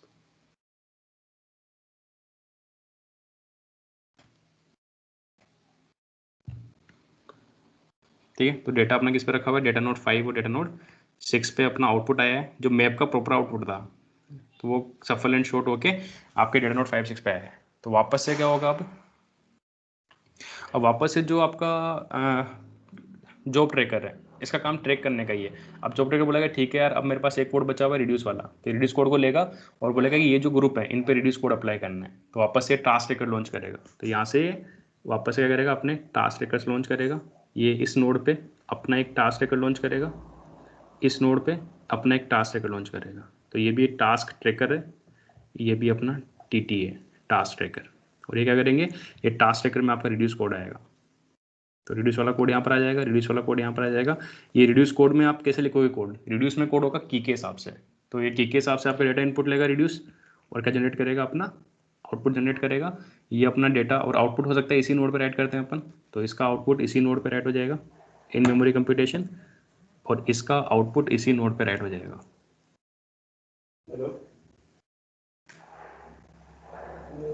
ठीक है, इस नोड पे अपना आउटपुट जनरेट हो जाएगा। ठीक है, तो इस डेटा को प्रोसेस किया अपन ने, यहीं पे राइट कर दिया, ये अपना आउटपुट 1 था, ये अपना आउटपुट 2 था। और जैसे ये काम कंप्लीट होगा, अपने जो टास्क ट्रैकर थे रिड्यूस कोड था, वो रिड्यूस कोड के टास्क ट्रैकर्स अपने फिनिश हो जाएंगे, और वो अपना काम कंप्लीट करने के बाद में जो नोड्स अवेलेबल हैं उन नोड पे सिर्फ आपका आउटपुट रह जाएगा। और ये आउटपुट अपन कहाँ पे राइट करना था, अपने को आउटपुट डायरेक्टरी में राइट करना था। तो नेम नोड में एंट्री आ जाएगी कि जो आउटपुट है वो आउटपुट आपका इन दो नोड पे रखा हुआ है, इन दो नोड के ऊपर इन दो ब्लॉक में रखा हुआ है। थोड़ा कॉम्प्लिकेटेड हो गया होगा आपके लिए, पर अभी अपन कोड वर्ड करेंगे और वापस से अपन पूरा का पूरा समझेंगे टास्क ट्रैकर को, तो आपको क्लियर हो जाएगा, कोई डाउट नहीं रहेगा, है ना। तो यहाँ पे अपना आउटपुट जनरेट हुआ था, यहाँ पे अपना आउटपुट जनरेट हुआ था। तो ये पार्ट 1 था आउटपुट का, ये अपना पार्ट 1 या ब्लॉक 1 था, ये ब्लॉक 2 था, पार्ट 2 था। तो इसी हिसाब से क्या होगा, यहाँ पे जो आउटपुट डायरेक्टरी उसमें आपका पार्ट 1 पार्ट 2 करके आपके ब्लॉक का डेटा स्टोर हो जाएगा। तो ये कंप्लीट प्रोसेस है मैपरेड्यूस का, कि मैपरेड्यूस में दो अपने पास मेन कंपोनेंट होते हैं, जॉब ट्रैकर जो पूरी की पूरी एप्लीकेशन को रन करने के काम में आते हैं। अपन एप्लीकेशन जॉब ट्रैकर को सबमिट करते हैं, फिर जॉब ट्रैकर एप्लीकेशन कंप्लीट करने के लिए अपने हिसाब से प्लान बनाता है कि मेरे को कैसे रन करना है। वो पहले मैप कोड को डिस्ट्रीब्यूट करता है नोड पे, मैप का आउटपुट जनरेट करता है, फिर मैप के आउटपुट पे सफल शॉट रन करता है, सफल शॉट से आउटपुट जनरेट होता है की के हिसाब से, फिर जो आउटपुट आता है उसके ऊपर वो रिड्यूस कोड को रन करता है। तो इसके लिए वो टास्क ट्रैकर्स लॉन्च करता रहता है अपने अपने हिसाब से। और रिड्यूसर क्या करेगा, रिड्यूसर अपना आउटपुट जनरेट करेगा, वो अपना फाइनल आउटपुट है उसको वो नेम नोड में जाके एंट्री करवा देता है कि ठीक है, आपका फाइनल आउटपुट हमने काम करके इस जो डायरेक्टरी आपने दी थी उस डायरेक्टरी के हिसाब से हमने डेटा राइट कर दिया है, कहाँ पे, हमारे क्लस्टर के अंदर। अब यहाँ तक कोई डाउट हो तो पूछो, फिर अपन ब्रेक लेते हैं थोड़ा सा, और ब्रेक के बाद में एक इसका पूरा आर्किटेक्चर देखते हैं अपन मैपरेड्यूस का। कोड अपन नेक्स्ट सेशन में करेंगे, आर्किटेक्चर देख लेते हैं एक बार, आपको समझ में आ जाएगा थोड़ा बहुत, और नहीं आता है तो फिर आप पढ़ना थोड़ा सा, आपको और समझ में आ जाएगा। कुछ पूछना है किसी को?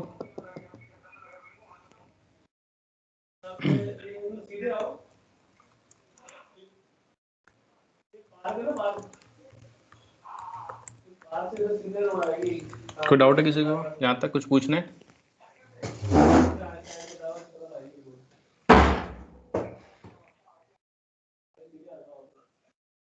कोई डाउट नहीं है तो अपन ब्रेक ले लेते हैं 10 मिनट का, उसके बाद कंटिन्यू करते हैं। सॉरी, 10 मिनट्स का ब्रेक ले लेते हैं। अगर डाउट है तो आप चैट में डाल देना, मैं आंसर करूँगा उनका। उसके बाद अपन अभी सिर्फ आर्किटेक्चर देखेंगे हडूप का, सॉरी इसका मैपरेड्यूस का, फिर कंप्लीट करते हैं। कंपोनेंट्स देखेंगे अपन के क्या क्या कंपोनेंट्स होता है।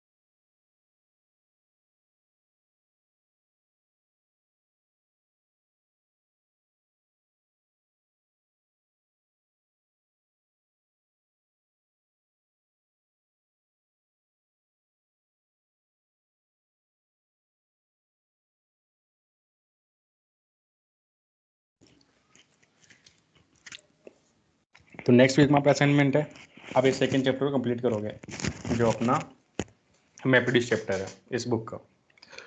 तो देखो ये तो एग्जाम्पल ले रखा है इसने कि डेटा फॉर्मेट दिया हुआ है अपने को, और यहाँ पे इसने कोड लिखा हुआ है बेस शेल के अंदर। ये स्क्रिप्ट है अपनी एनालिसिस करने के लिए डेटा को, कि टेम्परेचर मैक्सिमम टेम्परेचर निकाल रही है कि किस साल में मैक्सिमम टेम्परेचर कितना था। ये अपने कोड लिखा, ये बोल रहा है कि किस साल में कितना मैक्सिमम टेम्परेचर था वो उन्होंने निकाला है ये स्क्रिप्ट लिख के। तो ये तो अपनी नॉर्मल प्रोग्रामिंग होगी, ट्रेडिशनल प्रोग्रामिंग जैसे अपन करते हैं। लेकिन अगर आपको मैपरेड्यूस करना है तो मैपरेड्यूस में थोड़ा सा डिफरेंस अपना पैराडिग्म रहेगा, मैपरेड्यूस कोड अपने लिखना पड़ेगा। तो मैपरेड्यूस में दो पार्ट रहेंगे अपना, मैप और रिड्यूस वाला पार्ट अपना रहेगा। तो यहाँ पे उन्होंने एक एग्जांपल लिया हुआ है समझाने के लिए मैपरेड्यूस को, कि सबसे पहले हमारे पास इनपुट डेटा रहता है। इनपुट डेटा को अपन ब्रेक करते हैं किसके अंदर, इनपुट स्प्लिट करते हैं अपन, कि ये अपनी 0 रो है, ये अपनी फर्स्ट रो है, सेकंड रो है, ऐसे करके अपने जो रो नंबर है, रो नंबर को अपने क्या बना लिया, कीज बना ली, कि हर एक रो के अपनी एक की है। तो 0 रो, 106 रो, 212 रो, 424 रो, तो हर एक रो को अपन की मान लिया अपन ने। और जो भी अपना डेटा फ्रेम था, जो पूरी रो थी अपनी, जो इन्फॉर्मेशन थी, वो अपनी क्या बन गई, वैल्यू बन गई। तो जब अपन मैपरेड्यूस में काम कर रहे हैं तो अपन की वैल्यू पेयर्स में काम करते हैं, कि हमारा जो भी डेटा हम इनपुट लेंगे वो भी हमारा की वैल्यू पेयर रहेगा। अब मैप कोड काम करेगा तो मैप ये अपना पहले ही काम करेगा, एक मैपरेड्यूस का उन्होंने एग्जांपल दे रखा है। तो मैप क्या करेगा, मैप में अपने बोला है कि अपने को सिर्फ क्या निकालना है, अपने को 1950 का डेटा निकालना है, अपने को ईयर निकालना है। मतलब जैसे इन्होंने स्टार्टिंग में इस डेटा सेट के बारे में इंफॉर्मेशन दे रखी है कि डेटा सेट है, इसमें आपके पास बहुत सारी कीज़ है, जिसमें आपका ईयर भी रखा हुआ है।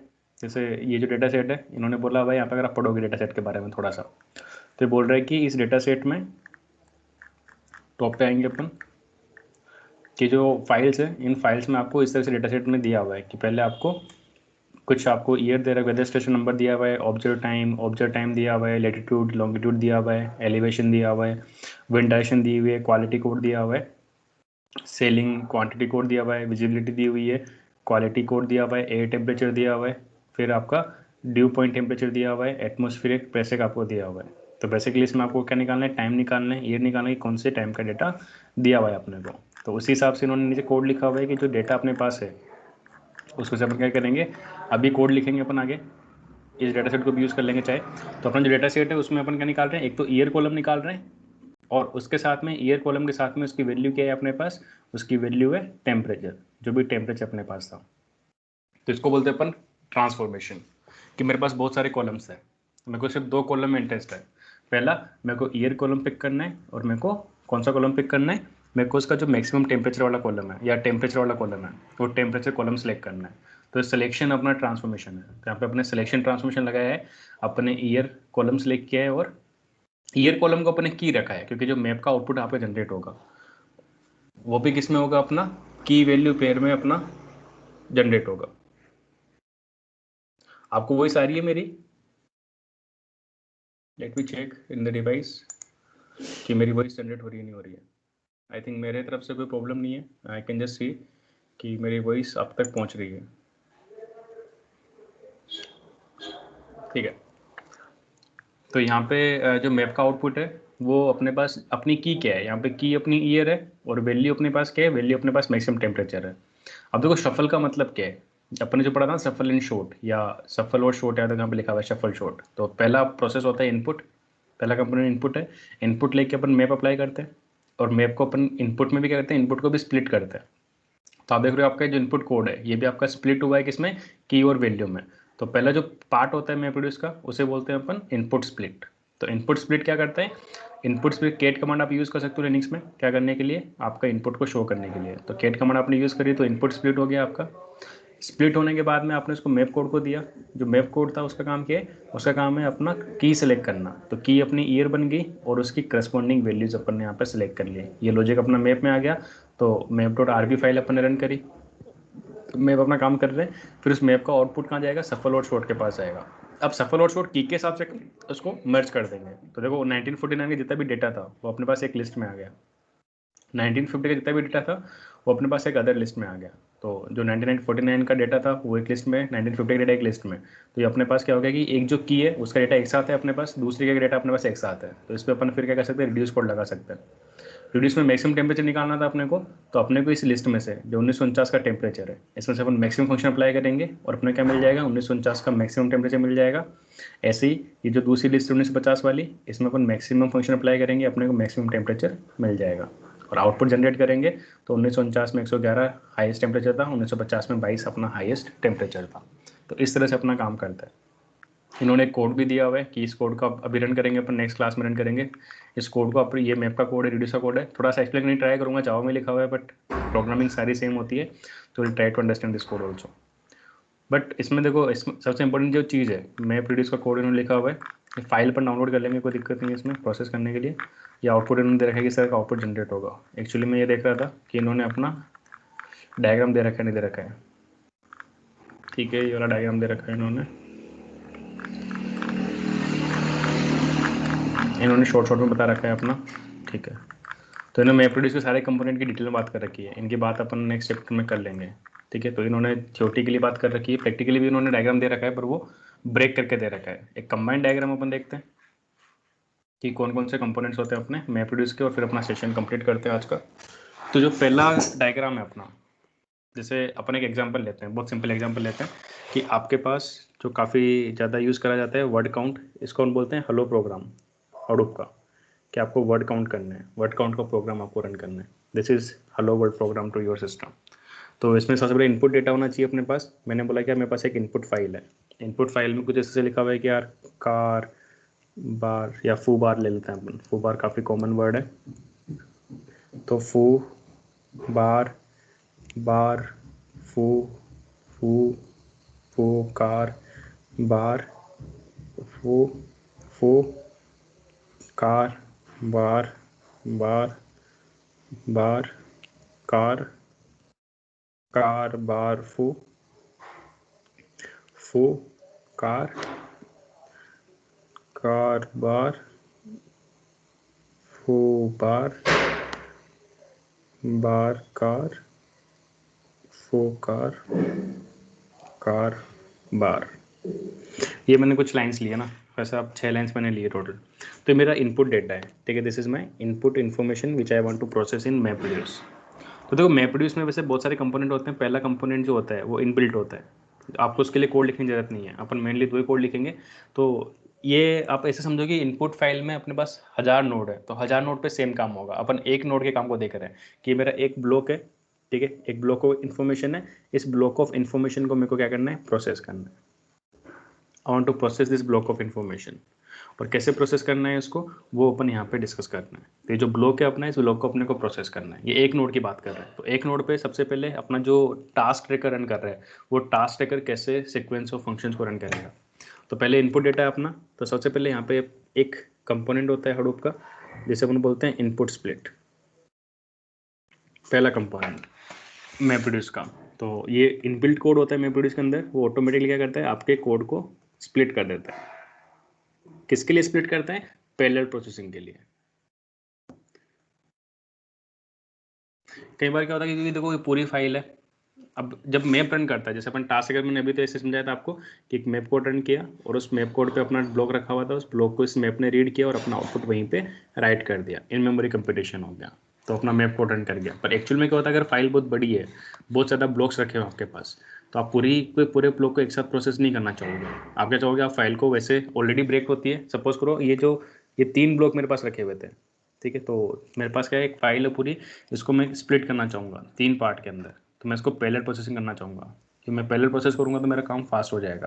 तो अपना मैप रिड्यूस पैरेलल प्रोसेसिंग काम करता है, और ये इनपुट स्प्लिट ये काम करता है, आपको पैरेलल प्रोसेस करने के लिए काम करता है। तो जब इनपुट डेटा है, आपने यहाँ पे दिया है कि यार मेरे को कितने मैपर रन करने, 3 मैपर रन करने, तो ये अपना इसको बोलते हैं अपन पैरेललाइजेशन पैरामीटर, ठीक है, कि कितने नंबर ऑफ मैपर्स अपने को रन करना है। अपने को इसको 3 पार्ट में पैरेललाइज करना है, तो अपन इसको 3 पार्ट में डिवाइड कर देंगे। तो अगर आप यहाँ पे फर्स्ट आके आओगे, तो ये इनपुट स्प्लिट क्या करेगा, ये आपके इस एक जो आपका डेटा रखा हुआ था, इस एक डेटा को 3 पार्ट में ब्रेक कर देगा।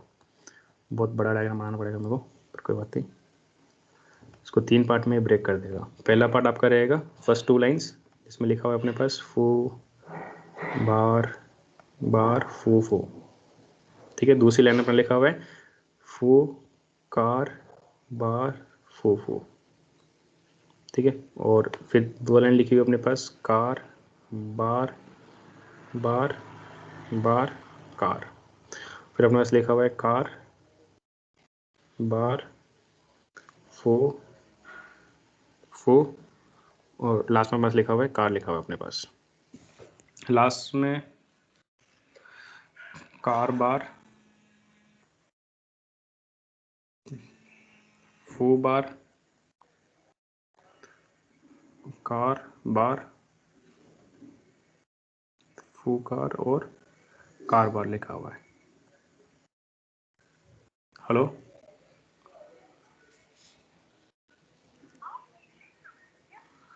ठीक है। तो ये आप इन्फॉर्मेशन देख पा रहे हो कि ये इन्फॉर्मेशन अपने इस तरह से इसने 3 पार्ट में इसको स्प्लिट कर दिया। If you can notice it, ये अपना इसने एक पहला पार्ट बनाया, ये अपना फर्स्ट पार्ट है, ये अपना सेकंड पार्ट है, ये अपना थर्ड पार्ट है, ये अपना फोर्थ पार्ट है। अब यहाँ पे की वैल्यू होती है, तो आप समझ सकते हो कि जो 0 रो है ये अपनी की है, 1 रो वैल्यू है, 0 रो 1 रो 0 रो 1 रो, आप ऐसे मान सकते हो। या 1 2 3 4 लेना चाहो तो अपने से बोल सकते हैं कि 0 1 2 3 4 5 ये अपनी रोज हैं, वो कीज़ हैं। तो यहाँ से अपने स्प्लिट किया, इनपुट स्प्लिट ने आपको की वैल्यू पेयर दिया आपके इनपुट डेटा का, और जितने पार्ट आप बोलोगे 3 पार्ट में ब्रेक करना है, इसने 3 पार्ट में ब्रेक कर दिया। तो अपना पहला कंपोनेंट हो गया किसका, अपने मैप रिड्यूस का। इसके बाद में जो इंपॉर्टेंट कंपोनेंट आता है अपना मैपर कंपोनेंट आता है। तो जो मैप कोड अपने को रन करना है बेसिकली, इसके लिए अपन रेड कोड ले लेते हैं कि मेनली जो कोड लिखते हैं अपन वो 2 कोड लिखते हैं, एक तो मैपर का कोड लिखते हैं, तो यहाँ पे अपना मैपर रन करेगा, ठीक है। तो अपना मैप कोड रन करेगा, क्योंकि 3 ब्लॉक है अपने पास, तीनों ब्लॉक को प्रोसेस करने के लिए 3 अलग अलग मैप के स्क्रिप्ट्स को अपन रन करेंगे, और तीनों स्क्रिप्ट्स को अलग अलग डेटा मिलेगा। ये data first data, second data, third data अपने पास जाएगा। तो ये अपने पास मैपर फेज हो गया, दिस इज योर मैपर। ये इनपुट स्प्लिट था अपने पास, ये अपना मैपर फेज हो गया। अब मैपर क्या करता है, ट्रांसफॉर्म करता है। तो मैपर इस डेटा को इनपुट लेगा, अब अपने को वर्ड काउंट करना है। तो मैपर में अपन काउंट नहीं कर सकते, मैपर में सिर्फ इस डेटा को अपन ट्रांसफॉर्म कर सकते हैं, इसको एक फॉर्म से दूसरे फॉर्म में कन्वर्ट कर सकते हैं। और हमेशा जब आप कोड लिखोगे मैपर का मैप रिड्यूस के अंदर, इसका आउटपुट किस फॉर्मेट में आना चाहिए, की कोमा वैल्यू। जो मैपर का आउटपुट होता है हमेशा की वैल्यू पेयर आउटपुट होता है। अगर मैं सोचूं कि यार मेरे को वर्ड काउंट करने हैं, तो मैं हर वर्ड को मैं एक नंबर दे सकता हूँ कि यार हर वर्ड एक बार ही रिपीट हो रहा है, तो मैपर में अपने इसको सिर्फ डेटा को ट्रांसफॉर्म कर देंगे। तो 3 अपने पास क्या मिलेंगे यहाँ पे, इसका आउटपुट में अपने को 3 ब्लॉक्स मिलेंगे, क्योंकि 3 अपने पास क्या है, मैपर चल रहे हैं। तो 3 अलग अलग अपने पास क्या आएंगे, ब्लॉक ऑफ डेटा आएगा। तो जब मैपर का आउटपुट आएगा, तो फर्स्ट मैपर का आउटपुट मैंने ऐसे ले लिया कि ये मेरा फर्स्ट मैपर का आउटपुट है। कितना आउटपुट आएगा वो पता नहीं है अपना, बट अपने पास क्या रखा हुआ है, जैसे फू बार बार फू रखा हुआ है, तो मैं लिखूंगा कि मेरी जो की है वो फू है। मेरा वर्ड मेरी की बन जाएगी, और वैल्यू में 1 सेट कर दूंगा डिफॉल्ट वैल्यू सब पे, कि फू एक बार आ रहा है फर्स्ट लाइन में, सेकंड पैरामीटर मेरा बार वो एक बार आ रहा है, बार एक बार आ रहा है। जितने भी वर्ड्स हैं हर वर्ड की एक लिस्ट में यहाँ पे जनरेट कर दूंगा कि फू एक बार आ रहा है, फू एक बार आ रहा है। ये मेरा फर्स्ट रो होगी, और इसी के नीचे रखेंगे अपन ऐसे, मतलब मेरे पास जगह नहीं है तो मैं इसको यहीं पे लिख रहा हूँ, वैसे ये नीचे आना चाहिए था वैसे तो ना। तो ये फू मेरी की बन गई, ये 1 मेरी वैल्यू बन गई, हर एक वर्ड को अपन ने 1 वैल्यू दे दी। फिर नीचे सेकंड रो में अपने पास फू है, इसको 1 वैल्यू मिल जाएगी, कार है 1 वैल्यू मिल गई, बार है 1 वैल्यू मिल गई, फिर फू और फू है दोनों को अपने पास क्या मिल गई, 1 वैल्यू मिल गई। ये अपना पहले मैं अपने काम किया, मैप का काम था क्या करना, डेटा को ट्रांसफॉर्म करना। उसने ट्रांसफॉर्म कर दिया, हर एक वर्ड को एक वैल्यू दे दी 1। ऐसे ही सेकंड में भी सेम ही काम करेगा, इसमें डेटा अलग है। तो ये पहले कार लेगा, कार को 1 की देगा, फिर बार लेगा, बार को 1 की देगा, फिर अपने पास बार लेगा, इसके पास बार ज़्यादा है तो बार 1 लेगा, बार 1 लेगा, और लास्ट जो वैल्यू इसके पास कार रखी हुई है। और इसी के नीचे नेक्स्ट रो के अंदर कार मिलेगी, उसको भी 1 करेगा। कल ये कोड अपन पाइथन में भी लिखेंगे और जावा में भी लिखेंगे। तो बार 1 फू 1, कल का मतलब नेक्स्ट क्लास में फू वन और कार 1, ये कोड अपन लिख के अडोप रन करेंगे। तो ये अपने पास कोड हो गया, ये अपना मैप हो गया। और ऐसे जो थर्ड पार्ट है वो भी अपना मैप आउटपुट क्या करेगा, आपके लिए जनरेट करेगा। तीनों अलग अलग काम करेंगे, पैरेलली काम करेंगे। तो यहाँ पे आपका पैरेललाइजेशन भी हो रहा है, ठीक है, पैरेलली वर्क कर रहा है। तो यहाँ पर आउटपुट क्या आएगा अपने पास, कार 1। और देखो लॉजिक सेम है तीनों कोड का, क्योंकि तीनों एक ही कोड है बेसिकली, पर 3 अलग अलग स्प्लिट डेटा पे ये वर्क कर रहे हैं। तो कार 1 फू 1, उसके बाद कार 1 एंड फू 1, और कार1। फिर हमारे पास बार बार बार कार बार लिखा हुआ है, ठीक है। तो बार 1 बार 1 बार 1 कार 1 और लास्ट में आपस से बार लिखा हुआ है तो बार 1। ये अपना तीसरा इनपुट आउटपुट है। तो ये देखो अपना इनपुट का आउटपुट, ये मैप आउटपुट है अपने पास। ये जो अपना ये इंटरनल फेज बन रहा है, this is your map output. और मैप आउटपुट हमेशा कैसे आता है, आपका की वैल्यू पेयर में आता है। तो आपका मैप आउटपुट रहेगा। और मैप में आप जो लॉजिक लिखोगे, कोड लिखेंगे अपन, जब पाइथन में कोड लिखेंगे तो अपन क्या सोचेंगे, अपन ये आउटपुट कैसे जनरेट करें। तो उसके लिए अपन लॉजिक लिखेंगे, that is your transformation logic.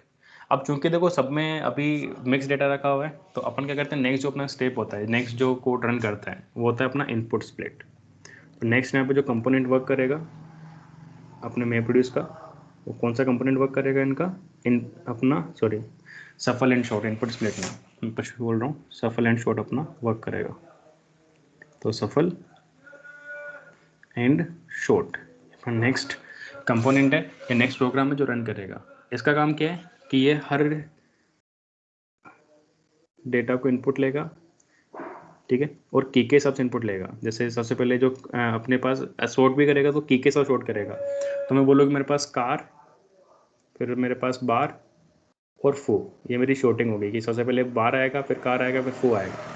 तो क्या करेगा, ब्लॉक बनाएगा। जैसे पहला ब्लॉक बनेगा, दूसरा ब्लॉक बनेगा, तीसरा ब्लॉक बनेगा। तो जितनी भी बार की एंट्रीज है ना, किस तरह से सफल एंड शॉर्ट किस तरह से होगा, क्या मान लो इसमें 3 जितनी कीज है उतने ये क्या बनाएगा, उतने ये अपने कंपोनेंट बनाएगा। कि यहाँ पे कंपोनेंट बनेगा, एक तो बार का बनेगा कि अपना बार कंपोनेंट अलग से आएगा, बार का डेटा एक साथ कंबाइन करेगा।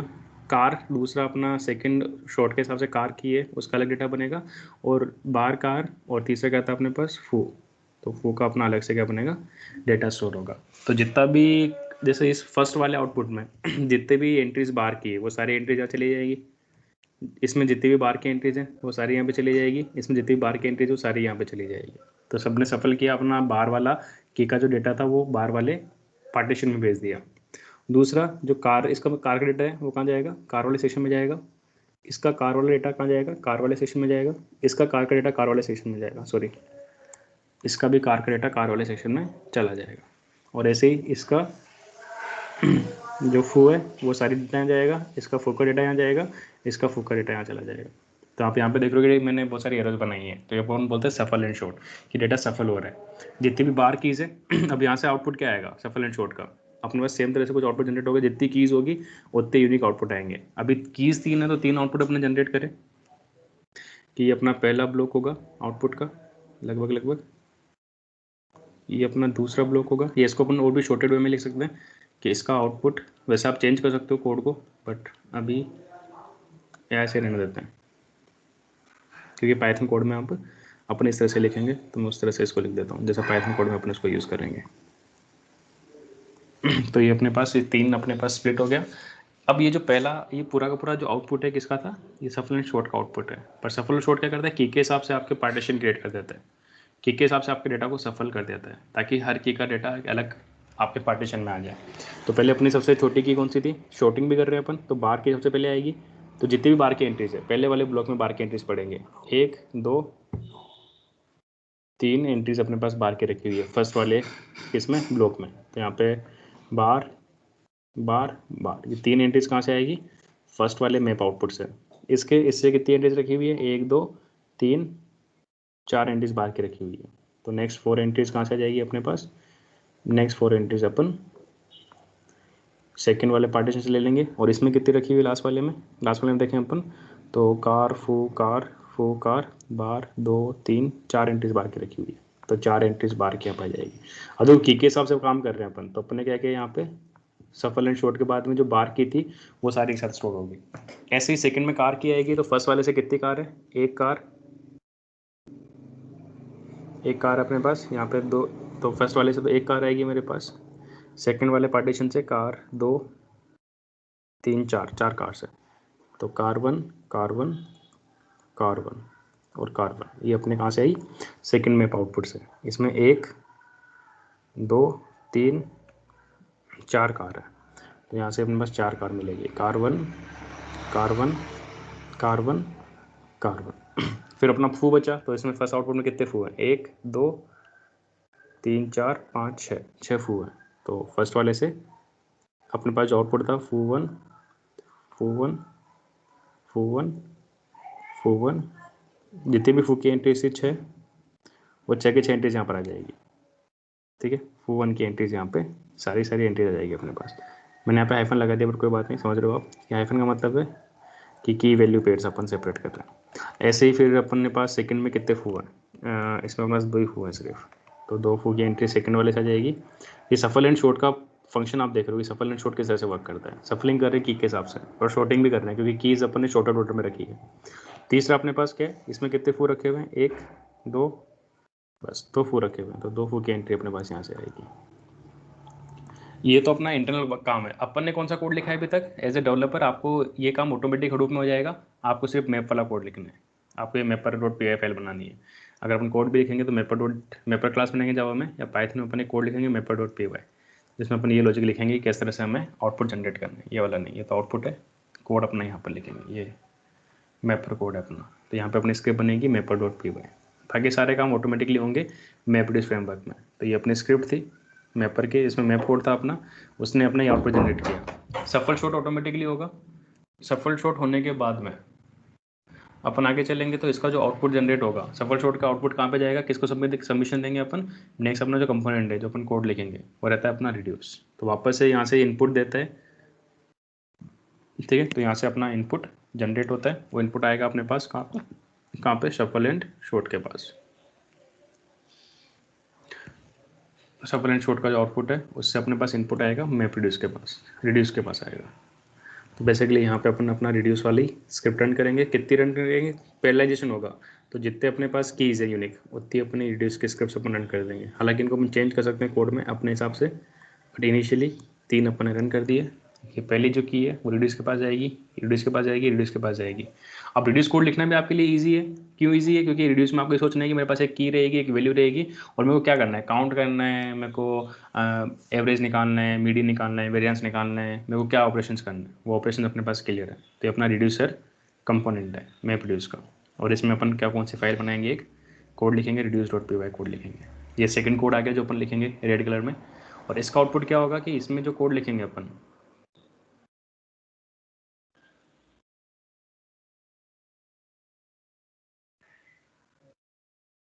ठीक है, इस रिड्यूसर का जो कोड लिखेंगे अपन, उस कोड का आउटपुट क्या होगा, इस सबको काउंट कर लेगा कि इसमें फर्स्ट वाला रिड्यूसर अपने आउटपुट देगा कि कितने बार आ रहे हैं, 1 2 3 4 5 6 7 8 9 10 11, तो बोलेगा 11 बार रखे हुए मेरे पास, ये काउंट करेगा। तो यहाँ पे लॉजिक आएगा अपना मेन लॉजिक, कौन सा, एग्रीगेशन वाला लॉजिक। तो अपना एग्रीगेशन फेज है, और ये अपना कौन सा फेज था, ट्रांसफॉर्मेशन फेज था। तो यहाँ पे अपन काउंट करना चाहते हैं तो काउंट कर लेंगे। तो अब कार को काउंट करेंगे कि ये 1 2 3 4 5 6 7, ये 4 और 4 8 और 1 9, तो अपने पास 9 कार वर्ड्स हैं। और अपने पास कितने फॉरवर्ड्स कितने हैं अपने पास, फॉरवर्ड्स काउंट कर लेंगे 1 2 3 4 5 6 7 8 9 10 अपने पास रखे हुए। और ये अपना फाइनल आउटपुट है, ये अपना आउटपुट है किसका, ये अपने रिड्यूस का आउटपुट है। तो इसके 3 आउटपुट आ रहे हैं, 3 अलग अलग पार्ट बन रहे हैं, तो आप इनको ऐसे सेव कर सकते हो चाहो तो। ये अपने रिड्यूस का आउटपुट है, और ये जो आउटपुट है इसमें अपना पार्ट 1 आउटपुट है, ये फर्स्ट पार्ट है रिड्यूस का, क्योंकि अलग अलग पार्ट है, जितनी कीज होते हैं पार्ट बने हुए, तो ये अलग नोड पे स्टोर होगा, ये अलग नोड पे स्टोर होगा, ये अलग जगह पे स्टोर होगा, ये अलग ब्लॉक में स्टोर होगा। और अपने को तो क्या मिलेगा, जो अपनी आउटपुट डायरेक्टरी है, जैसे आपने बोला कि मेरे को आउटपुट डायरेक्टरी, आपने बोला कि इनपुट मेरे पास एक वर्ड्स इनपुट था, वर्ड्स फोल्डर बना हुआ था, तो ये जो इनपुट रखा हुआ है मेरे वर्ड फोल्डर से मेरे को लेना था। और मेरे को आउटपुट, ये अपना इनपुट फोल्डर था जहाँ से इनपुट लेना है। आउटपुट कहाँ पर ऐड करना है, आउटपुट आपको इस तरह से लिखना चाहिए कि आउटपुट हमारा वर्ड काउंट नाम से फोल्डर में जाना चाहिए। तो वर्ड काउंट नाम के फोल्डर में आपके आउटपुट जाके राइट हो जाएंगे, ठीक है। तो जो फाइनल आउटपुट आपको दिखेगा कैसे दिखेगा कि इस आउटपुट में आपके एक पार्ट 1 फाइल है, एक पार्ट 2 फाइल है, एक पार्ट 3 फाइल है। अगर आपका फोल्डर है वर्ड काउंट, तो इसमें आपको इस तरह से आउटपुट दिखेगा। और ये आउटपुट कहाँ रहेगा आपका, ये जो आउटपुट आपका राइट होगा, ये कहाँ पे राइट होगा, HDFS में, क्योंकि मैं प्रोड्यूस अपना आउटपुट कहाँ राइट करता है, HDFS में। वैसे तो ये भी HDFS में राइट होगा, ये भी HDFS में राइट होगा, और ये भी HDFS में राइट होगा। यानी एक कोड को रन करने के लिए अपने 3 बार HDFS में, यहाँ पे 4 बार HDFS में डेटा राइट किया है। तो इसीलिए इनपुट आउटपुट ऑपरेशंस काफ़ी ज़्यादा होते हैं मैं प्रोड्यूस में, तो वो इसको स्लो बना देता है, ठीक है। बट क्योंकि बिग डेटा प्रोसेस कर रहे हैं तो वो उसको अपन इग्नोर कर सकते हैं, अपने को प्रोसेसिंग ही करना है। और यहाँ से अपन जो डेटा रीड किया था, ये डेटा भी अपने कहाँ से रीड किया था, HDFS से रीड किया था, तो ये अपने हडूप का क्या हो गया, आर्किटेक्चर हो गया, मैप्रेड्यूस का आर्किटेक्चर हो गया हडूप के अंदर कंपोनेंट का। अब यहाँ पे ये अपना इस तरह से आपका आउटपुट राइट हो जाएगा। तो ये आपका आउटपुट जनरेट हो गया, जो आउटपुट आपको चाहिए था इस इनपुट के ऊपर, और उस आउटपुट को जनरेट करने के लिए आपने क्या किया, आपने प्रोग्रामिंग करी, जिसको अपन बोलते हैं मैप्रेड्यूस प्रोग्रामिंग। तो पूरा का पूरा स्ट्रक्चर मैंने आपको यहाँ पे शो कर दिया, ये पैराडिग्म है। और ये एग्जांपल आप ध्यान रखना, ये फाइल तो मैं भेज दूंगा आपको, ये अपना मैप्रेड्यूस का एग्जांपल है। इस मैप्रेड्यूस के एग्जांपल को अपन एक्चुअली कोड के अंदर इंप्लीमेंट करेंगे नेक्स्ट क्लास में, पाइथन में कोड लिखेंगे पूरा जो सेम काम करेगा। तो अपना मैप्रेड्यूस आर्किटेक्चर है, तो इसमें कंपोनेंट्स अपने पास, कंपोनेंट ध्यान रखना, ठीक है। पहला कंपोनेंट क्या है, इनपुट स्प्लिट। दूसरा कंपोनेंट क्या है, मैपर। तीसरा कंपोनेंट कौन है, सफल शॉर्ट। चौथा कंपोनेंट कौन है अपना, कंबाइनर हो सकता है अगर आप लेना चाहो, रिड्यूसर हो गया अपना, ठीक है। और फिर अपना आउटपुट हो गया। तो HDFS में अपना आउटपुट ऐड करते हैं। तो ये चार अपने मेन कंपोनेंट है इसके, तो उस बुक में भी डिस्कस करा हुआ है। तो आप बुक पढ़ना, सेकंड चैप्टर, कोई डाउट है मेरे से पूछना। अभी कोई डाउट है तो आप पूछ सकते हो।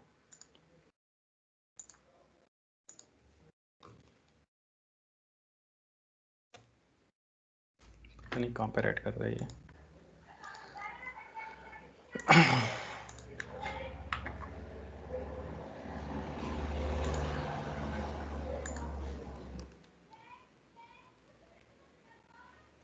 कुछ पूछना है किसी को मैप्रेड्यूस में, कंपोनेंट समझ में है कि किस तरह से वर्क करता है। और ये अपना काम जैसे मैपर के लिए अलग टास्क ट्रैकर चलेगा, रिड्यूसर के लिए अलग टास्क ट्रैकर चलेगा। और ये पूरा काम कौन करेगा, अपना जॉब ट्रैकर करेगा। जॉब ट्रैकर पे जॉब सबमिट होगी, फिर वो अपने हिसाब से टास्क ट्रैकर लॉन्च करेगा मैपर काम को करने के लिए। फिर मैपर काम के बाद में जो मैपर का आउटपुट आएगा, ये मैपर का आउटपुट है, इसको प्रोसेस करने के लिए वो अलग टास्क ट्रैकर लॉन्च करेगा जो सफल छोटा काम करेंगे। और सफल छोड़ के बाद में, ठीक है, वैसे तो ये मैपर के साथ ही काम हो जाता है सफल छोड़ का। उसके बाद में इसका जो आउटपुट आएगा उसके लिए वो अलग से क्या करेगा, जहाँ पे आउटपुट राइट है वहीं पे क्या करेगा, रिड्यूसर्स के टास्क ट्रैकर्स लॉन्च करेगा, रिड्यूसर टास्क ट्रैकर लॉन्च करेगा। वो रिड्यूसर्स क्या करेंगे, डेटा रीड करेंगे और फिर वहाँ से अपना आउटपुट जनरेट होगा, जिसको अपन फाइनली HDFS में राइट कर देंगे। तो ये पूरा फंक्शनल आर्किटेक्चर आपको क्लियर होना चाहिए। बाकी फिर कोड लिखना तो ईजी बन जाएगा अपने लिए, अगर आपको थ्योरी क्लियर है तो। ठीक है गाइस, कोई डाउट किसी को तो पूछो।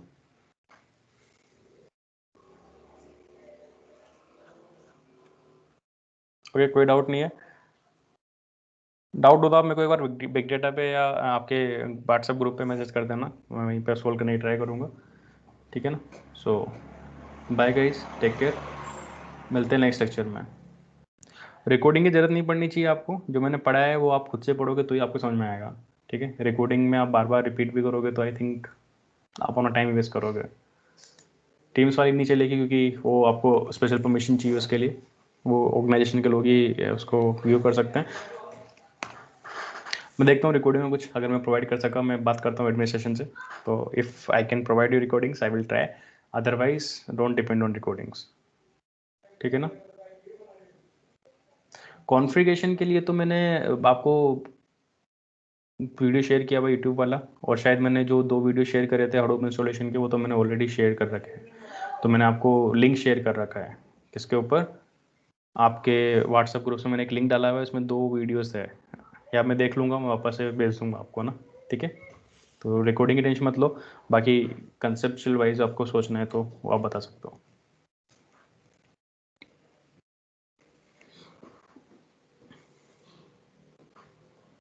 ठीक है, तो मैं देखता हूँ रिकॉर्डिंग प्रोवाइड करने की ट्राई करता हूँ मैं आपको, उसके बाद अपन कंटिन्यू करते हैं नेक्स्ट क्लास में। नेक्स्ट क्लास में अपन मैप्रेड्यूस का कोड लिखेंगे, अब एप्लीकेशन रन करेंगे, अपन मैप्रेड्यूस एप्लीकेशन बनाएंगे, तो अपना सेकंड कंपोनेंट कंप्लीट हो जाएगा। देन विल टॉक अबाउट यान, और उसके बाद फिर अपने डेटा इंजेक्शन के टूल्स पढ़ेंगे, फिर हाई वगैरह पढ़ेंगे, और फिर लास्ट में अपन स्पार्क पढ़ेंगे, ठीक है। चलो गाइस, बाय, टेक केयर।